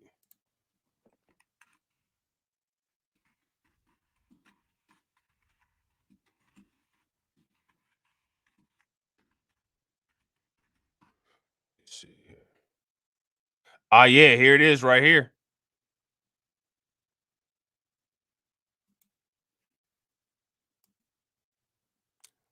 Matter of fact, hold on real quick. You know, that's one of the beautiful things about technology. I'm gonna here we go. Here we go. All right. Okay. So this is what we can do.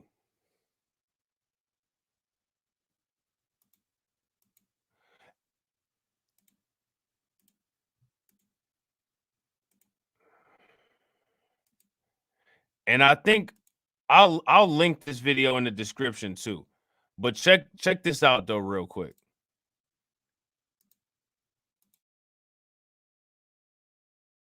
You know, they're both two wings.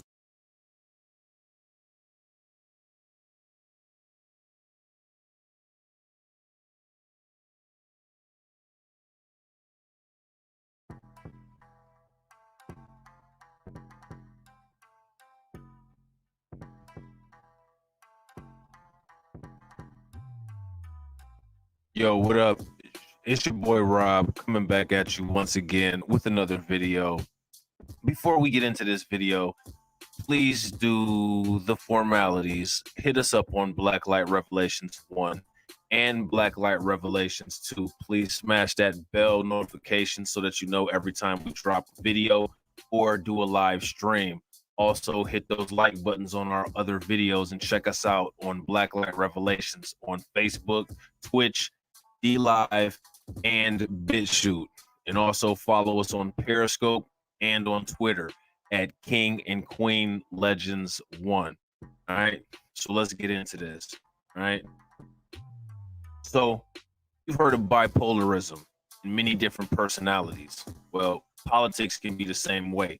Sometimes this is one of my older school videos. So if it's not as good quality or if it's not as technically sound, forgive me, but just pay attention to like the first 15 minutes. So I'm gonna let it play. And the beautiful thing about this shit is it's my own content. I ain't gotta worry about no copyright shit. You can look at one thing and it may have many different faces, just like the Quintessons from Transformers, the 5 Faces of Death, Judge, the single entity that has 5 different personalities, but is all part of the same being. Socialism is something that's very similar to that and reaches deep into the Democratic Party as well as the technology industry, big tech, pharmaceutical, the media, and all of that. Now, why is this information important to you? Well, this information is important to you because they have many different ways of masking their causes and gaining support from people that they have no intention of helping. And it's literally sad to see. They actually brainwash these people so good that these people literally have no idea what it is that they're advocating for while believing they're advocating for something that is going to be helpful for them. They use tactics like post-truth politics and ideological subversion in order to distract and train a person's mind. They do this slowly over time to develop an emotional attachment to ideas. That way, a person can become triggered and respond accordingly with a predictable response anytime a talking point or a stimuli is brought up that triggers these memories in a person's head. You see this kind of conditioning happening every day in the media, in commercials, in movies, subliminal messaging, ads, all over social media, the messages, the symbolism. It's all over the place and it doesn't stop. So you need to be aware of it and you need to be able to interpret it like hieroglyphics inside of a pyramid. So I'm going to show you a couple of these things that you may not have known. And when you get done with this video, hopefully you will be more aware and you'll be able to be more informed and make better decisions.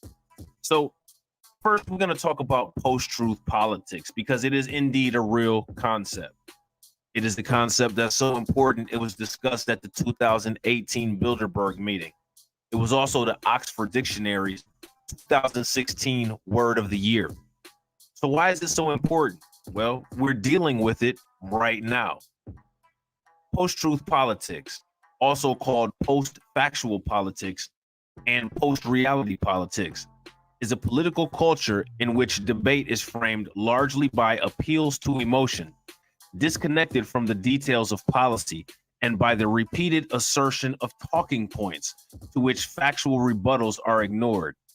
Post-truth differs from traditional contesting and falsifying of facts by relegating facts and expert opinions to be of secondary importance relative to emotional appeal. What that basically means is that by repeating something, also known as gaslighting, you literally change what is considered a fact. Hardcore and objective data is no longer factual. Only amount of repetition and emotional attachment to idea dictate reality. Okay, that's how post-truth politics works. It is a very interesting form of gaslighting and brainwashing.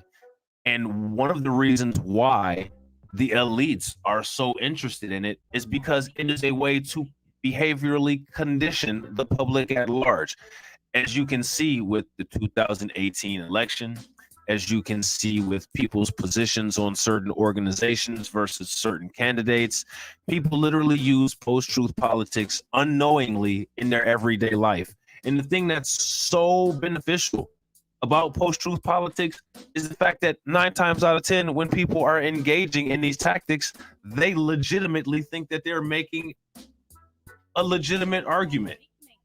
They don't realize that they're doing something wrong. They don't realize that they're leaving out facts. They don't realize that they're leaving out objective data.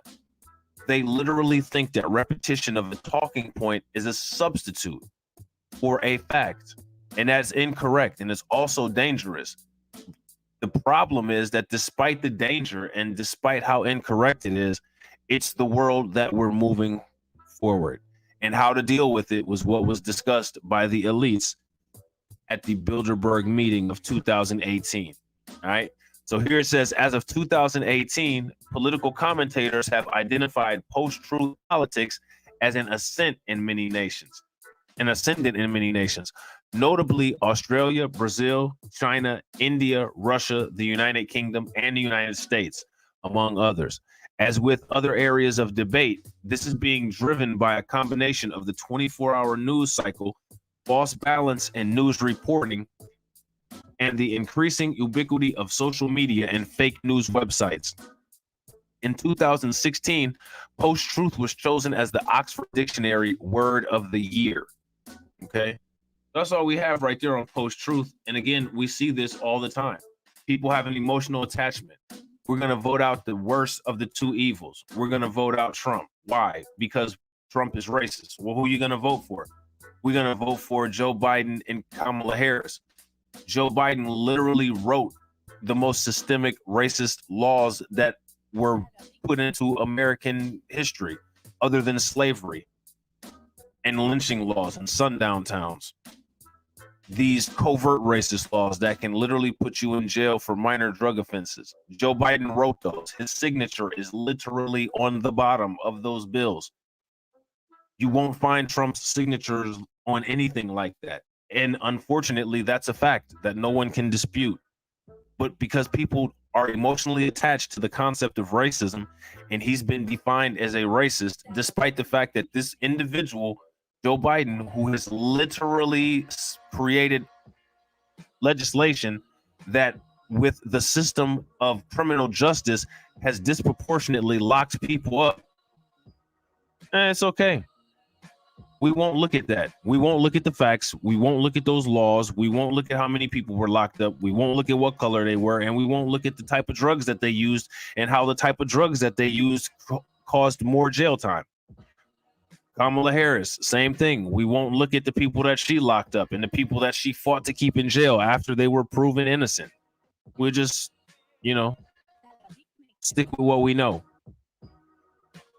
what we think. Despite the fact that what people think may be incorrect when you lay it out on a table and actually compare it line by line. Post-truth politics is now replacing line by line comparison. So if you can emotionally attach a person's mind, heart, and feelings to an idea through post-truth reality, you can effectively change their reality effectively change the way that they think and effectively control their mind and their future actions, which is literally what we're seeing play out. It's very interesting to see, but also very sad to watch. The secretive Bilderberg elite are worried about the post-truth world. The key points are Russia, the free trade, and the post-truth world. Those were all on the agenda of the 2018 Bilderberg meeting. Some of the planet's most powerful people will take part in the infamously secretive Bilderberg meeting that begins Thursday to discuss their most pressing concerns, including Russia, free trade, and the post-truth world. So far, 131 participants from 23 countries have confirmed their attendance, Bilderberg's organizers said.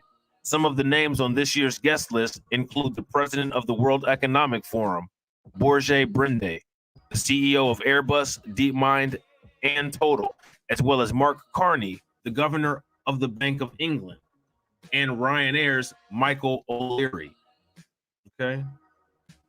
The key topics for discussion: post-truth world, number 11. Meanwhile, scandals involving allegations of the mass use of social media to influence elections also relates to a blurring of objective fact and fiction. Hence, the post-truth world. Bilderberg Group will discuss. Post-truth, which was Oxford English Dictionary's word of the year in 2016, is an adjective defined by the dictionary compiler as relating to or denoting circumstances in which objective facts are less influential in shaping public opinion than appeals to emotion and personal belief. That literally means that what you feel is fact. Objective data is irrelevant when it comes to debate in 2020. Okay? So that's all I have right there. We also have the headliner of the Bilderberg meeting, the 2018 Bilderberg meeting. It was the 66th one. And again, more proof that this was discussed. Socialist concepts like inequality challenge, future of work, and post-truth world were on the contents for debate at the 66th Bilderberg meeting that took place in 2018, which means that this concept of post-truth is definitely something that's being looked into. It's definitely something that's being observed, and it's definitely something that's going to be manipulated and used in the future in order to push narratives. Okay? So make sure that you're aware of that. Make sure you catch yourself if you find yourself talking politics using post-truth tactics. Okay? So that brings us to the Green Party, because another idea that people like to attach themselves to is, well, Sun God, I just want to make sure you're still in here. And Tarek, I got you. Just give me a minute. If Sun God, if you're still in here, let me know. Are you guys bored of this video? If you guys are bored of this video, after we do the Green Party, I can just wrap up this article. So let me know in the comments.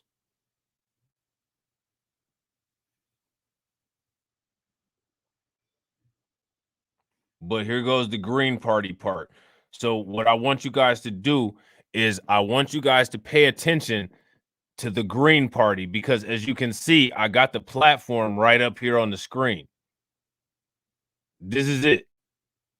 Green Party, USA. Okay.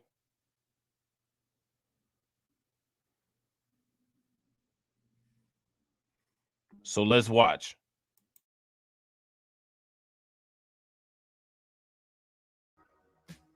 The Democrats and the Republicans, you know, they're both two wings on the same bird. That's a literal catchphrase that you hear everybody say.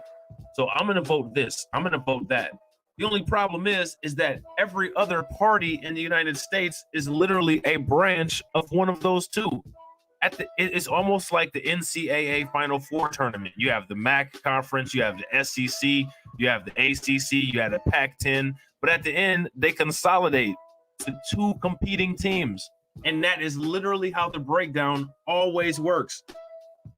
So it doesn't matter. You think that you're escaping Democrats by voting green? You think that you're escaping Democrats by voting socialist? You think that you're escaping Democrats by voting any of these other parties? No, it's the same thing. They're literally the same thing. These people literally copy and paste their platforms from page to page. And I will show you. I will show you. Now, another problem is that Black people don't even realize that you have been politically replaced.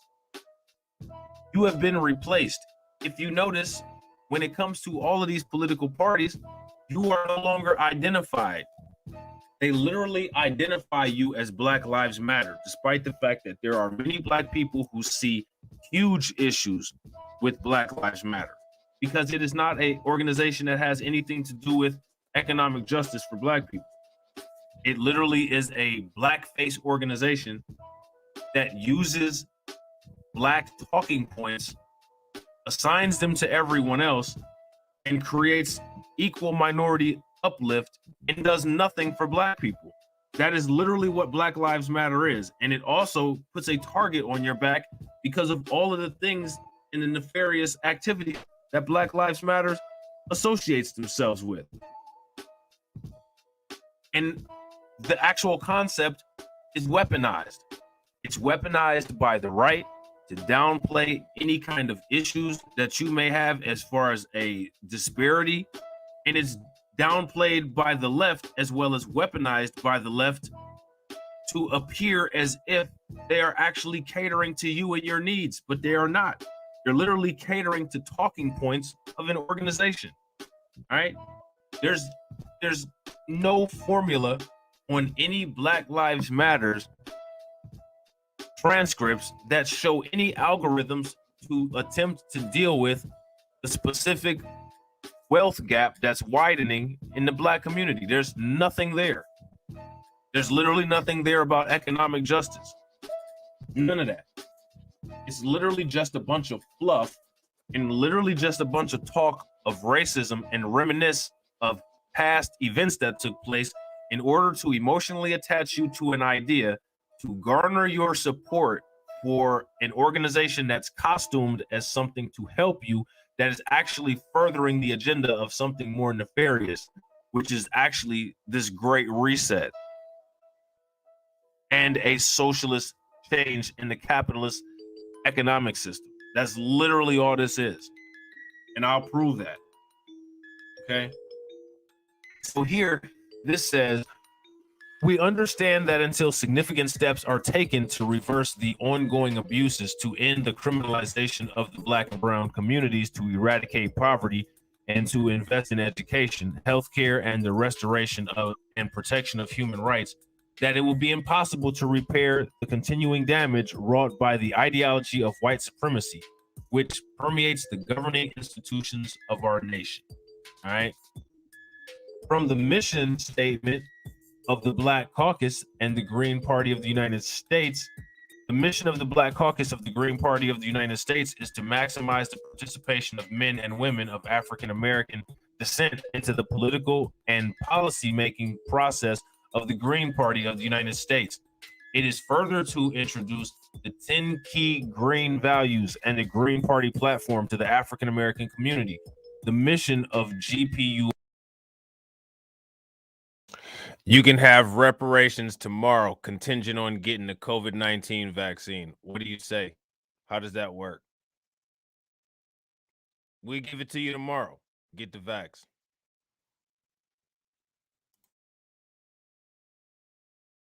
U.S. Black Caucus is to increase the participation and election victories in the United States electoral politics of African and African Americans who support GPUS platforms and ensure that the GPUS conducts and implements programs that concretize its platform in the interest of communities of African American and African descent, addressing community needs and disparities.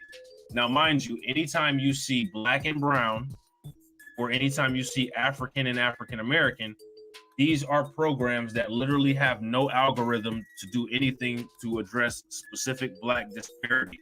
They're not going to do it. That's why they lump these other minorities in with any Black initiative. The reason why they do that is not only because of benign neglect. You have to also remember that these are socialist organizations. The Green Party is socialist, all right? When it comes to socialism, socialism is a political and social economic philosophy encompassing a range of economic and social systems characterized by ownership of the means of production and workers' self-management of enterprises. Social ownership can be public, elective, cooperative, or of equity, which is of equality. All right. So now, again, when I talk about and criticize the socialist concept of equality, I'm not saying that everyone should not be considered equally human. Everyone should absolutely be equally human, and everyone should get absolutely equal rights. What I'm saying is that in order to treat disparities, that calls for you to target the group that's having a disparity. You can't find a disparity in one community and then treat the entire world for that disparity. If there was 10 people in a waiting room and one of those people had a headache, you wouldn't give all 10 people 1,000 milligrams of Tylenol because all people matter. You would give the person that has the headache 1,000 milligrams of Tylenol. It's really not a difficult concept to grasp. But you literally have people who, when you bring these things up, they'll say, but all people matter. Okay, well, I have a room full of people who have coronary artery disease. All right. I'm going to give this person who has coronary artery disease 80 milligrams of Zocor. Okay. Now, all 10 people don't have coronary heart disease. This person has a health disparity, a comorbidity. So I'm going to give him Zocor. It's not all people matter, so they all get Zocor. No, if you don't have that problem, actually treating the problem could cause more detriment. Okay. So these concepts are not hard to grasp. When people respond that way, they are literally themselves not only being socialist, but they are using post-truth politics and repeating assertion of talking points. Okay. That's all that is a talking point rebuttal. All right. So here it says, according to results of the 6th annual Power of the Sister vote poll presented by Black Women's Roundtable. And again, you know, these socialist and fake movements, again, when they target only Black women, because something that was really for Black people would speak about the entire Black community. It would never separate Black women versus Black men. Right. But it says that Black women's confidence in the Democratic Party has also fallen. But what's interesting is that you don't really hear Maxine Waters yelling and screaming about that. You don't hear Michelle Obama yelling and screaming about that. You don't hear Barack Obama yelling and screaming about that. Okay? Nope. You don't hear them yelling and screaming about that. You literally only hear them criticizing Black men, especially Maxine Waters.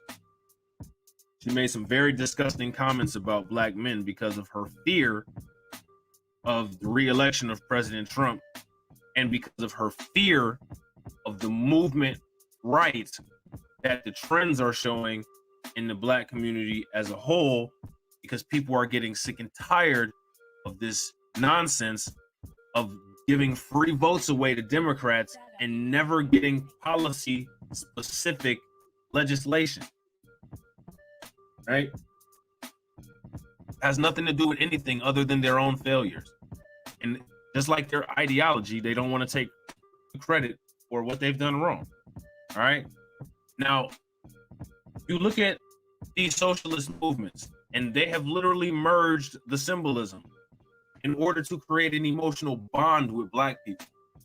Okay. You see the Black fist, then you see the socialist fist.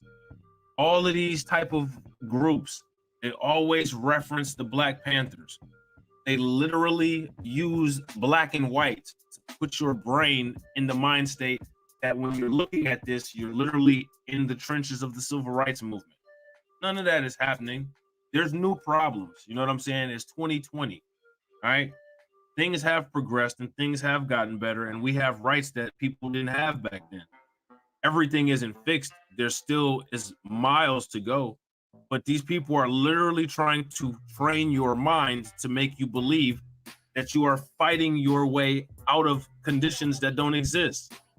And the reason why they make you feel that way is to emotionally attach you to their talking points and ideas to boost their numbers up, which is why they never have specific algorithms on how they're going to deal with anything for you. Okay. Now, here it says the Black Panther Party clearly showed the willingness of regular people to organize and take action to protect their communities. Today, we find ourselves still calling for the changes that these brave people were fighting for in the 1960s. So again, they're putting you back in that time frame, using the Black Panthers to create imagery in your head to attach you emotionally to the idea of that type of racism that was going on back then. Things have changed, things have evolved, and things are different. Okay. So again, you'll see the symbolism. You have the KKK guy there, you have the noose. So you're already emotionally invested in this because it's like, oh, fuck that. You got the slave right here with the whips on his back, sign that says a man was lynched yesterday, black and white pictures, and the word reparations to get everybody excited, right? Now, this says this took place October 17th in St. Louis. Now, there's a symbolic reason why this took place on October 17th in St. Louis. And the reason why it took place in St. Louis is because of the new face, the new political blackface, Cori Bush. All right. Man, this video is from last year, y'all. Yup, facts. This back when it was only you, Law, and Delmo. I've been dropping this stuff. Anybody who ever tried to say, oh, you know, I don't know where this dude came from. You don't know where I came from because you haven't been watching my shit. I've been talking about this shit. I've been warning people about this shit. Just wait. Check the date on this video. I think it's like 10 or 11 months ago.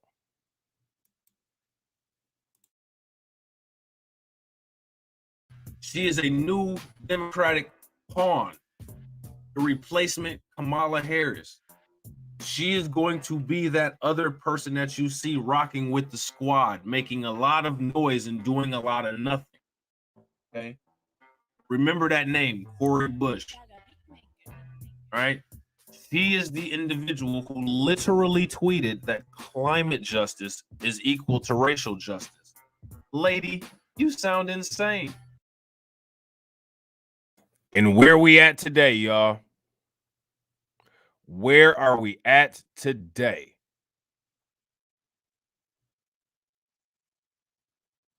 Ask you, Law. Y'all seen what you, Law, said?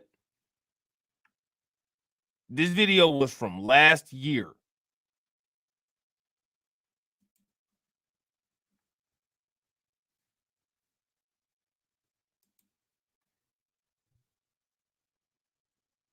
Look at the date. December 4th of 2021. Or I'm sorry, December 4th of 2020. Look at that. 21 views, y'all. 3 likes. One of them likes was you, Law.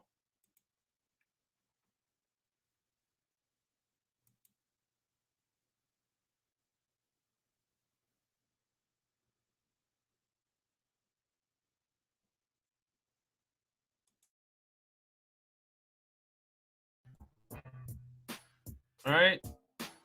Now, when we look at Cori Bush, we're going to look at what she talks about. She talks about economic justice, right?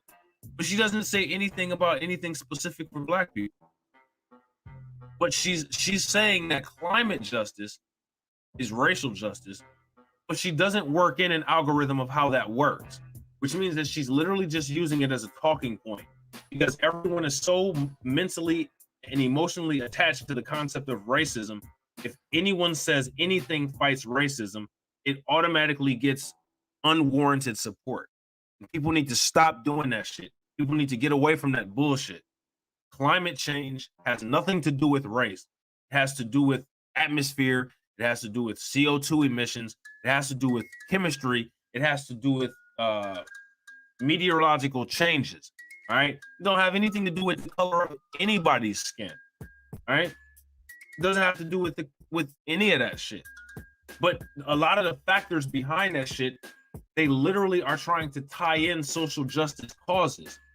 But the thing is that these social justice causes are not there to actually provide you social justice. These causes are here to help progress a larger agenda that you're a very small and negligible part of. Okay?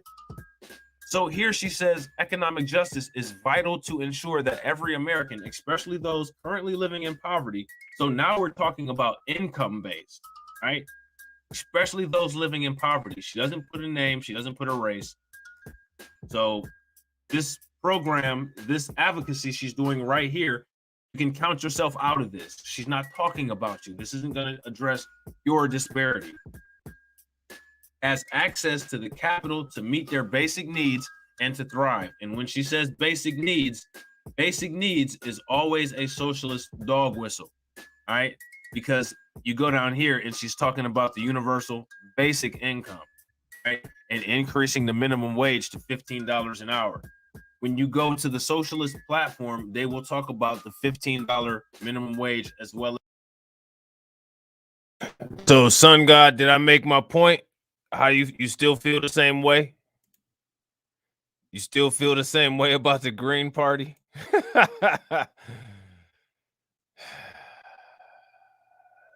They think of everything. You know what I'm saying? They think of everything. But it's all good though. Cause so do we.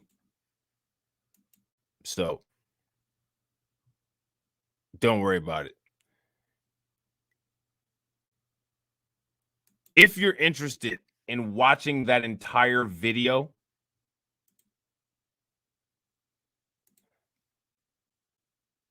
I can do one of two things. I can put the link in the chat, or I can post it to the community wall, or I can do both.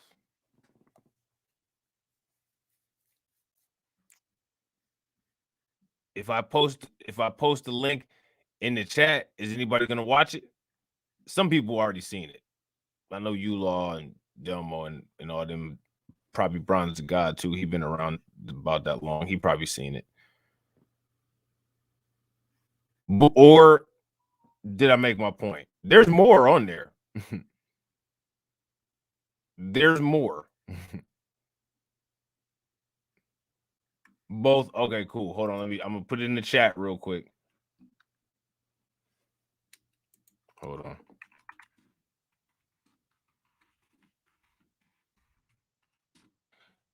Both. All right, I got you. So here it is in the chat.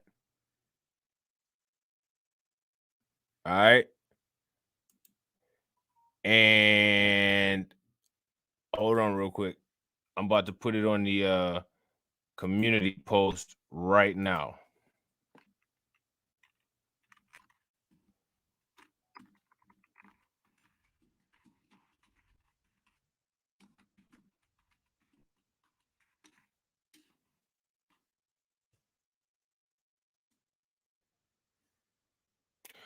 All right.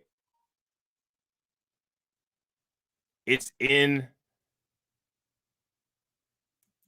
the ether. All right. So I got a question for you guys before we get started on this. Do you guys want me to do a video on that supply chain shit? About how, like, you know, they're just not shipping products around? Let me know in the comments if y'all are interested in the video on that. And we'll talk about that if so. All right. Okay, cool. Bet. Good looking, Alicia. Yeah, let me know. Make sure if you guys watch the video, hopefully y'all like it. Smash the like button and drop a comment about what you think on it. All right. I really had hoped, like, you know, at that point when I was doing YouTube videos, that my videos will have more exposure to people so that people could check out that video, because I thought that video would be really helpful. And, you know, YouTube is YouTube. I didn't have really a lot of subscribers back then. I don't have a lot of subscribers now. I'm starting to get some, but you know what I'm saying?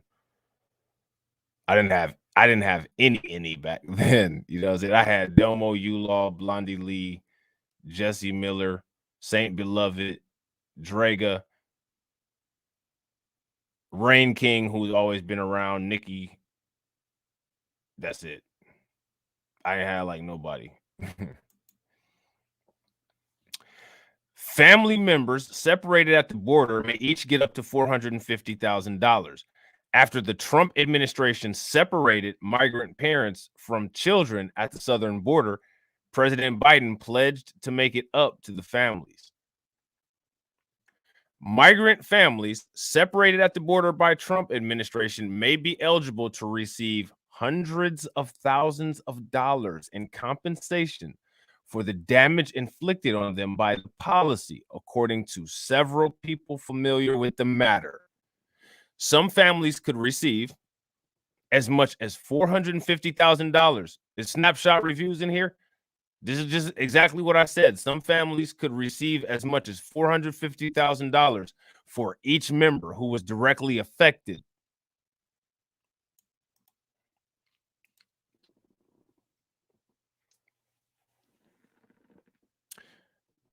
Negotiations between the Biden administration and lawyers representing the families are not over, and many might get far less. About 5,500 children were separated from parents at the southern border until under President Donald J. Trump's zero tolerance policy, mainly in the spring of 2018. Most were from Central America, but the measure also affected people from Brazil, Mexico, Romania, and among other countries. Now, my question is, how come they didn't just tie them up and send them home like they did the Haitian people? I hope so. Appreciate it, Alicia. Yeah. So this is the question, guys.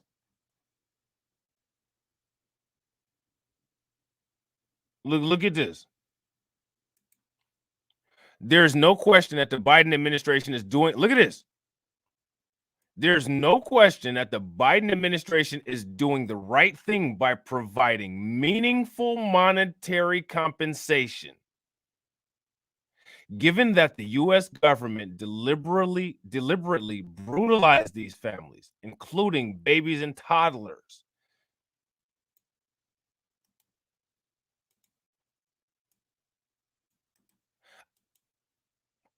I want to know you guys' thoughts. What are your thoughts?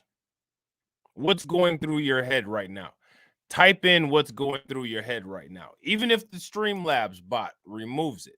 If the Streamlab bot removes it, I know you was thinking probably same shit that I'm probably the same shit that I'm thinking. But see, I'm talking, so the Streamlabs ain't gonna remove me.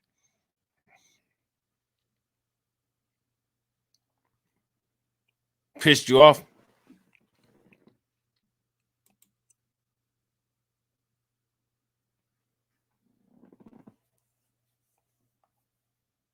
Don't be shy, guys. What do you think about this? And if you guys could, if you in here and you haven't smashed the like button, please help your boy out. Smash the like button. If you really enjoy the content, please share the content with word of mouth. Also, please make sure that you guys share it to your social media. That would really help.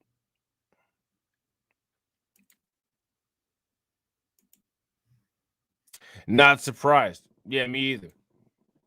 So here's my thing. If we're not surprised, why are we still expecting this to work? Okay, who's gonna give it to us? Right? We're owed reparations. We deserve reparations. This is who the government gave money to. What kind of pattern does that show? Yeah, I agree. Yeah, and not to mention with our money, our tax money.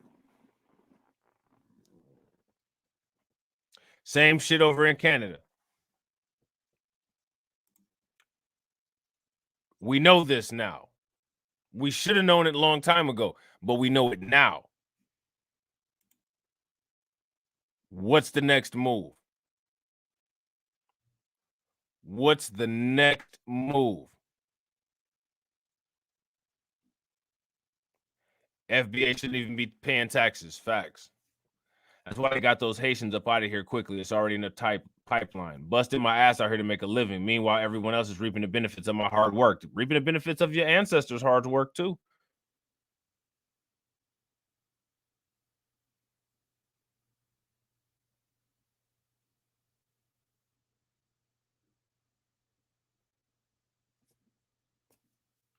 Group economics. What does that look like, methinks? We're going to be competing against these people who don't even have to take out a loan. They have $450,000 up front. If I said, match me $450,000, let's start a business, can you do it today? Competition. They can do it. Not to mention, they're coming here with money.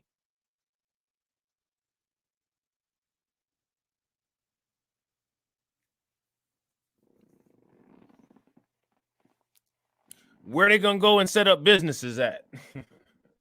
Right next door to you.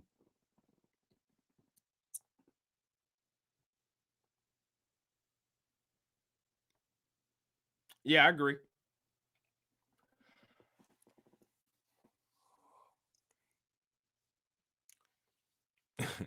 They're going to come move right next to you and set up shop.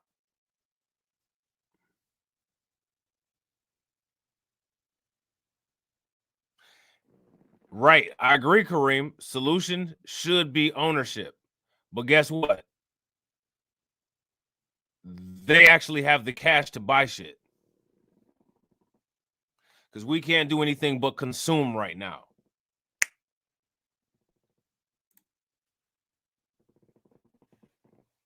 But guess who comes in automatically with resources?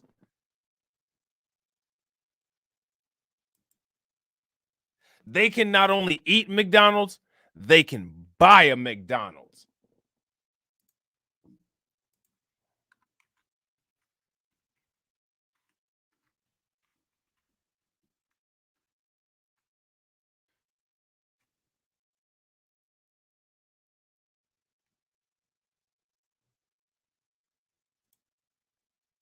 They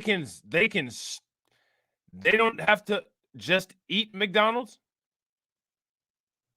They can start a McDonald's. Think I'm joking? I'm not.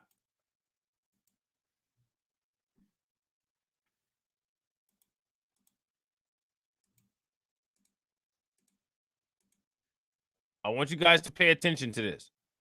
We should start businesses, right? Has anybody ever looked into owning a franchise of restaurants?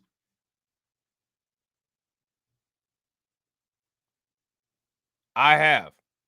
I've looked into McDonald's. I've looked into Starbucks. I've looked into Chick-fil-A. Well, it's not a black-owned business. I don't know any black-owned restaurant franchises. Do you? My friend owns a black-owned restaurant. I invest in his restaurant.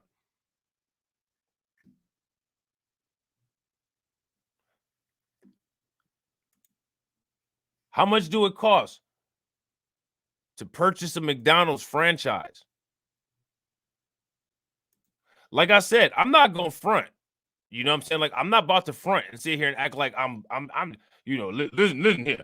I'm Mr. Bliggity, bliggity, bliggity, bliggity black. You know what I'm saying? Like, I'm all the way 100% melanated. No, I'm not. If there's no available business that's a black business that I can't buy or that I can't deal with, that's something that I need, I'm going to go where I can get it. We live in an economy, and I utilize the economy. Anybody who says that they so damn black that the only thing they do is utilize black business, tell me what black electric company you plug your cell phone into to get your electricity. Tell me what black water company that supplies the water that comes out of your sink. Tell me what black oil company services the black-owned gas station that you go to pump gas into your black-owned manufactured car. Tell me all of that shit. And then after you've told me all of that shit, then you can call me a coon. We have to be reasonable with this shit. Because look, seriously, I mean, if y'all know about that shit, please tell me. Me and my girlfriend are going out of state at the end of the month. Y'all know any Negroes with airplanes and airports, please direct me to them. We will fly their airline.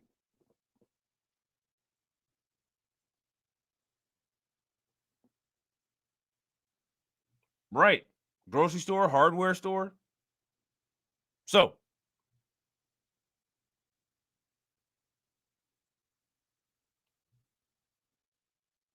nobody, if none of that exists, I don't know what I'm supposed to do there. I want y'all to look at something.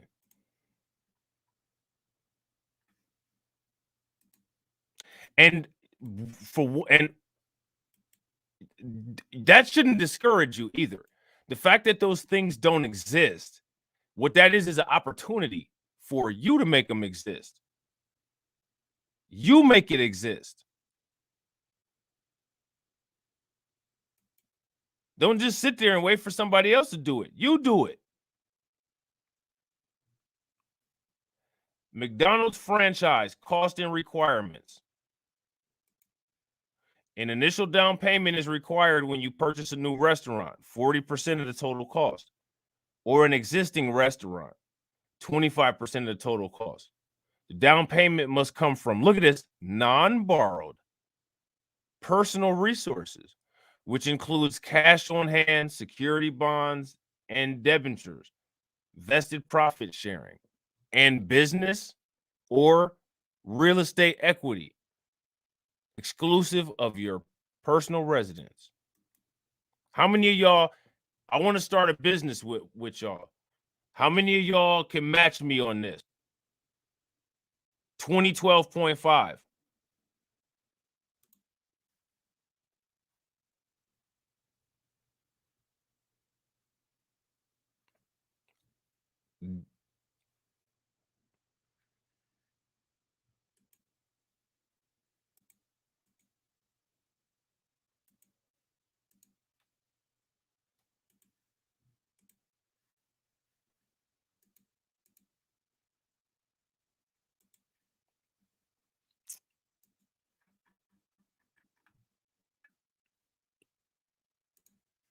They can do it.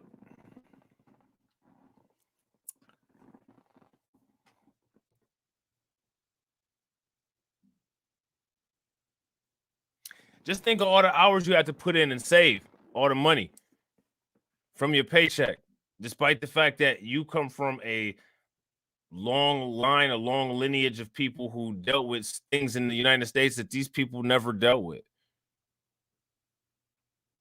What does that tell you about the United States and how the United States looks at us? What does that tell you? The United States clearly doesn't value anything about us. They don't value our life. They don't value our labor. They don't value anything.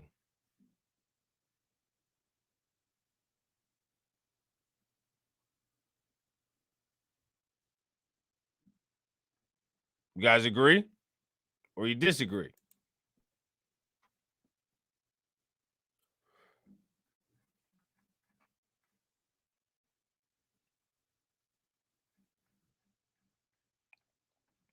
Ultimately, he added, the Biden administration will be judged on whether it provides a pathway for these families to remain in the United States. Remember, we already talked about this?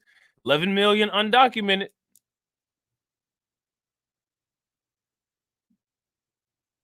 Oh, look at this. Look at this. To allow them to put all this trauma behind them.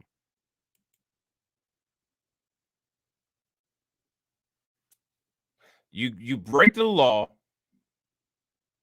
and you just get rewarded with what you broke. Now, I'll tell you what. I'm going to go to the Mercedes-Benz dealership tomorrow, and I'm going to steal an E-Class. And when I get arrested, I'm going to tell the judge, can't you just let me keep the Benz? Just let me keep it, just to help me ease the trauma. Just to help me get my mind right. I need those leather seats and that sunroof and that MP3 player and them HID lights. I need that to help me ease that trauma from when I was arrested for doing that shit. The fuck?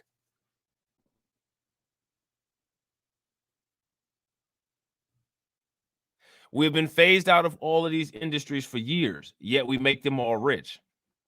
Facts, Ricky.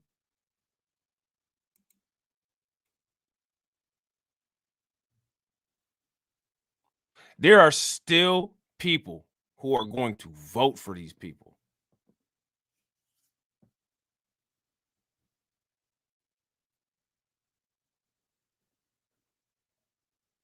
Man, better let me keep the car and letting these people keep their travels.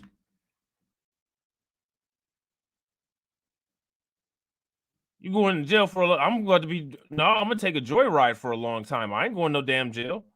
These people get to stay into where they broke into. Matter of fact, my next door neighbors, they have a really nice apartment. Yeah, I'm still the scrubs. They have a really nice apartment. You know what? I think I'm just gonna move. I'm just gonna move in. You know, when they come back home, hey, what's up? I took the downstairs bedroom. Oh, what if her husband beats me up? Like, I still need to stay there because, you know, I need to heal trauma. What? So this is the situation. For one, these people don't give two shits about us. For two, they are not required to make sense. There is no circumstance under which any of this makes any reasonable sense. None of it. But it's nicely written in a professional, you know, in a professional media outlet. And so, you know, we package it up real nice and make it sound nice and sweet and good. And that's just that. You know, these motherfuckers broke into the country and, you know, look at the system of illegitimacy. Look how the system of illegitimacy is doing. Broke into the White House or broke into the Capitol building. They didn't let any of them people stay there and get a room. Stay the night. I know you're crazy. Maybe if you stay tonight, this will help you with your trauma.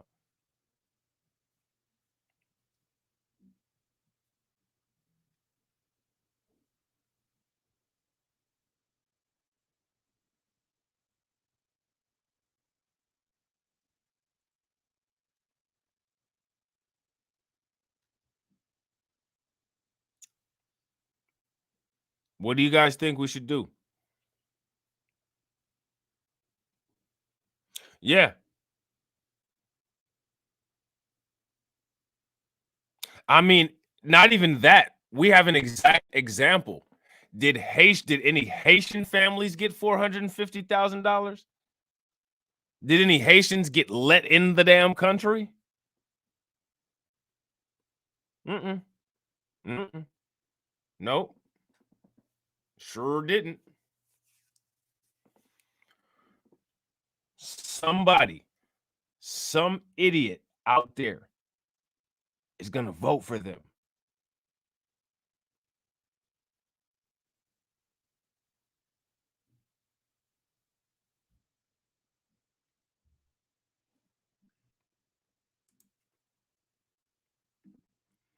In one set of negotiations, the lawyers have alleged that the United States government, including the Homeland Security Department, look at this, they had wronged the families by separating parents from children, and that they should be entitled to financial compensation. Look at this.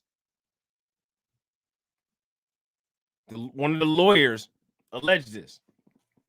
In parallel negotiations, now look what the ACLU is doing. The ACLU, you know the ACLU, oh, it's us and the blacks. We have to protect ourselves from anti-blank and racism. And us and the blacks and us and the blacks. Oh, don't look like it's you and the blacks now. It looks like you and the people at the border. All this ACLU, us and the blacks shit. How many us and the blacks did you pro bono out of jail sentences? Don't let none of these other groups and the black you stop and the blacking us, because it ain't no damn and the blacks. It's only and the blacks when you want somebody to feel sorry for your ass because your ass ain't been through shit. So you gotta attach to us. Oh, this group of people and the blacks. No, it was the blacks.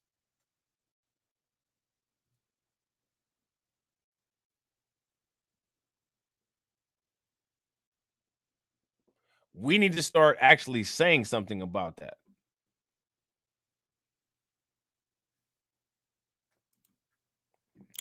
In parallel negotiations, the ACLU is trying to reach a settlement with the government that would provide, among other things, pathways. Look at this, a pathway to remain in the United States and social services for the family. They came here illegally. This is what you get if you're not black and you do something illegal in the United States.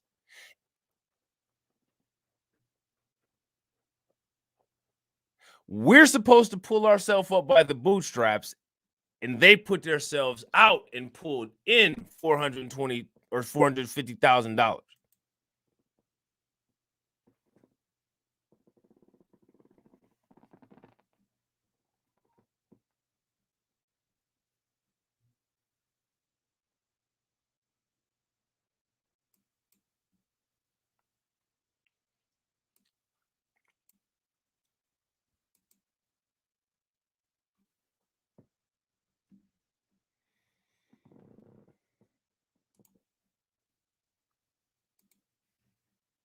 What do you guys think?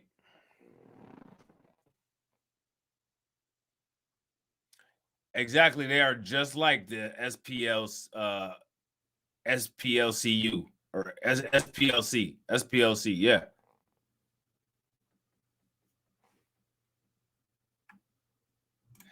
Not exactly. There you go, Anton or Anton. There you go. Now, see that? See that? Now you see.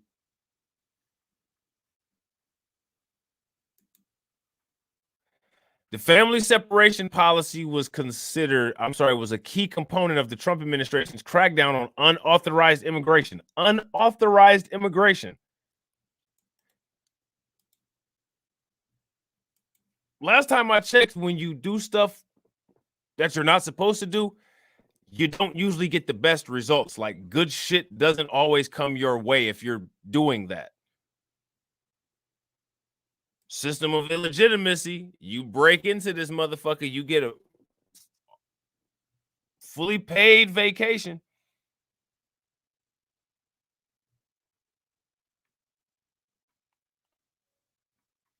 How does that work, y'all? Seriously. These are the questions that we need to be asking. How does that work? How does it work? The goal was to create a powerful deterrent for those hoping to come to the United States, and it's affected even families who may have been legally entitled to asylum due to persecution in their own countries.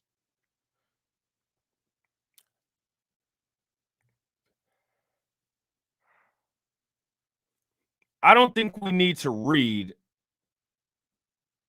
No, actually, we do. We do need to read this. The policy was first made public with a memo in April 2018. Later, it surfaced that families had been separated as early as 2017 as part of a pilot program conducted near El Paso, Texas.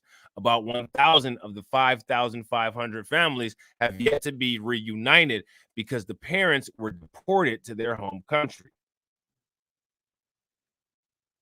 Under the policy, Border Patrol agents criminally charge patients with legally entering the United States, imprison them, and place their children in government licensed shelters around the country. Images and audio recordings of children weeping after being forcibly removed from their parents drew widespread condemnation. In June of 2018, a federal judge in California ordered the government to rescind the policy and promptly unify families, saying that the practice shocks the conscience and violates the Constitution. How does anything involving people who are not residents of this country violate the Constitution? How does that work? How does that work? Yeah. Facts, MBR. But my question is, what I need to know is, how does that work? How does that work? What is the legitimacy behind that?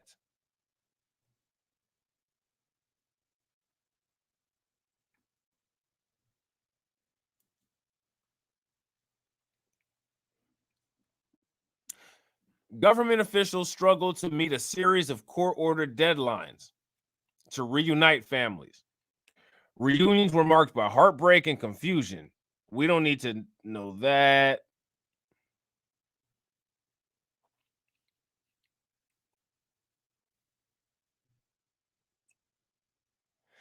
So now here it says, in February, his administration formed a task force with representatives of the Department of Homeland Security, Health and Human Services, and state to reunite migrant families that remain separated and determine how to make amends for the harm caused by the policy. In recent months, a few dozen parents who were deported after separation from their children have been allowed to enter the United States with permission to remain here for 2 years. The government has allowed entire families, including siblings, to come. Only a minority of the families may be eligible for financial compensation, according to sources familiar with the talks. Many have not filed an administrative complaint to the government for fear of reprisal, and lawyers are still negotiating to secure compensation for them. The maximum $450,000 per family member that is under discussion was first reported by the Wall Street Journal. Let me see. Do I have that? Nope.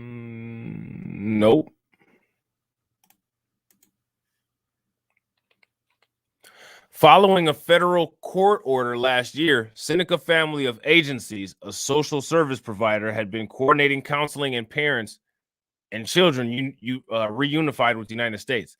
Seneca Family of Agencies, a social service provider. What we need to do is see how much Democratic funding and influence Seneca Family Agencies,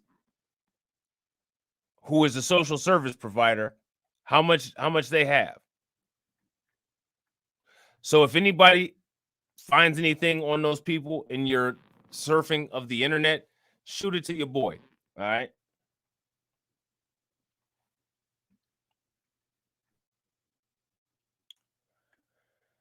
What we have seen is that families desperately need mental health services and are eagerly receiving them. Really? the scope of the services under negotiation as part of the settlement, as is the question of whether or not additional services should be provided.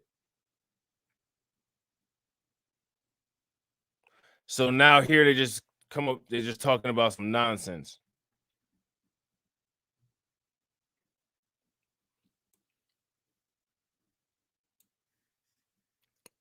Now they're just talking about some nonsense. Hey, what's up, Queen of Destiny? So,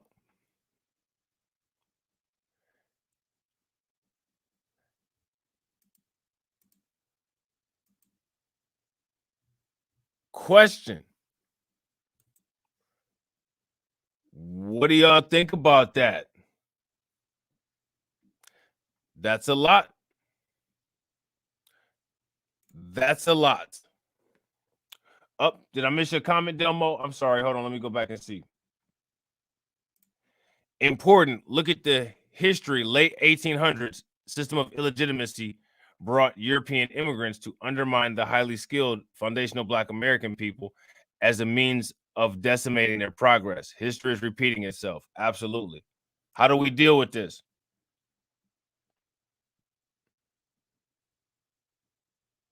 How do we deal with it?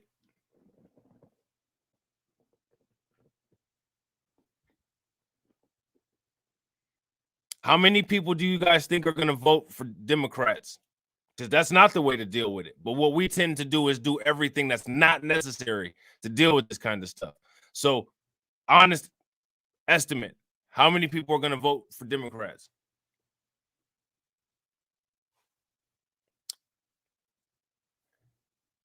That will actually be where I start the next live stream off at. All right.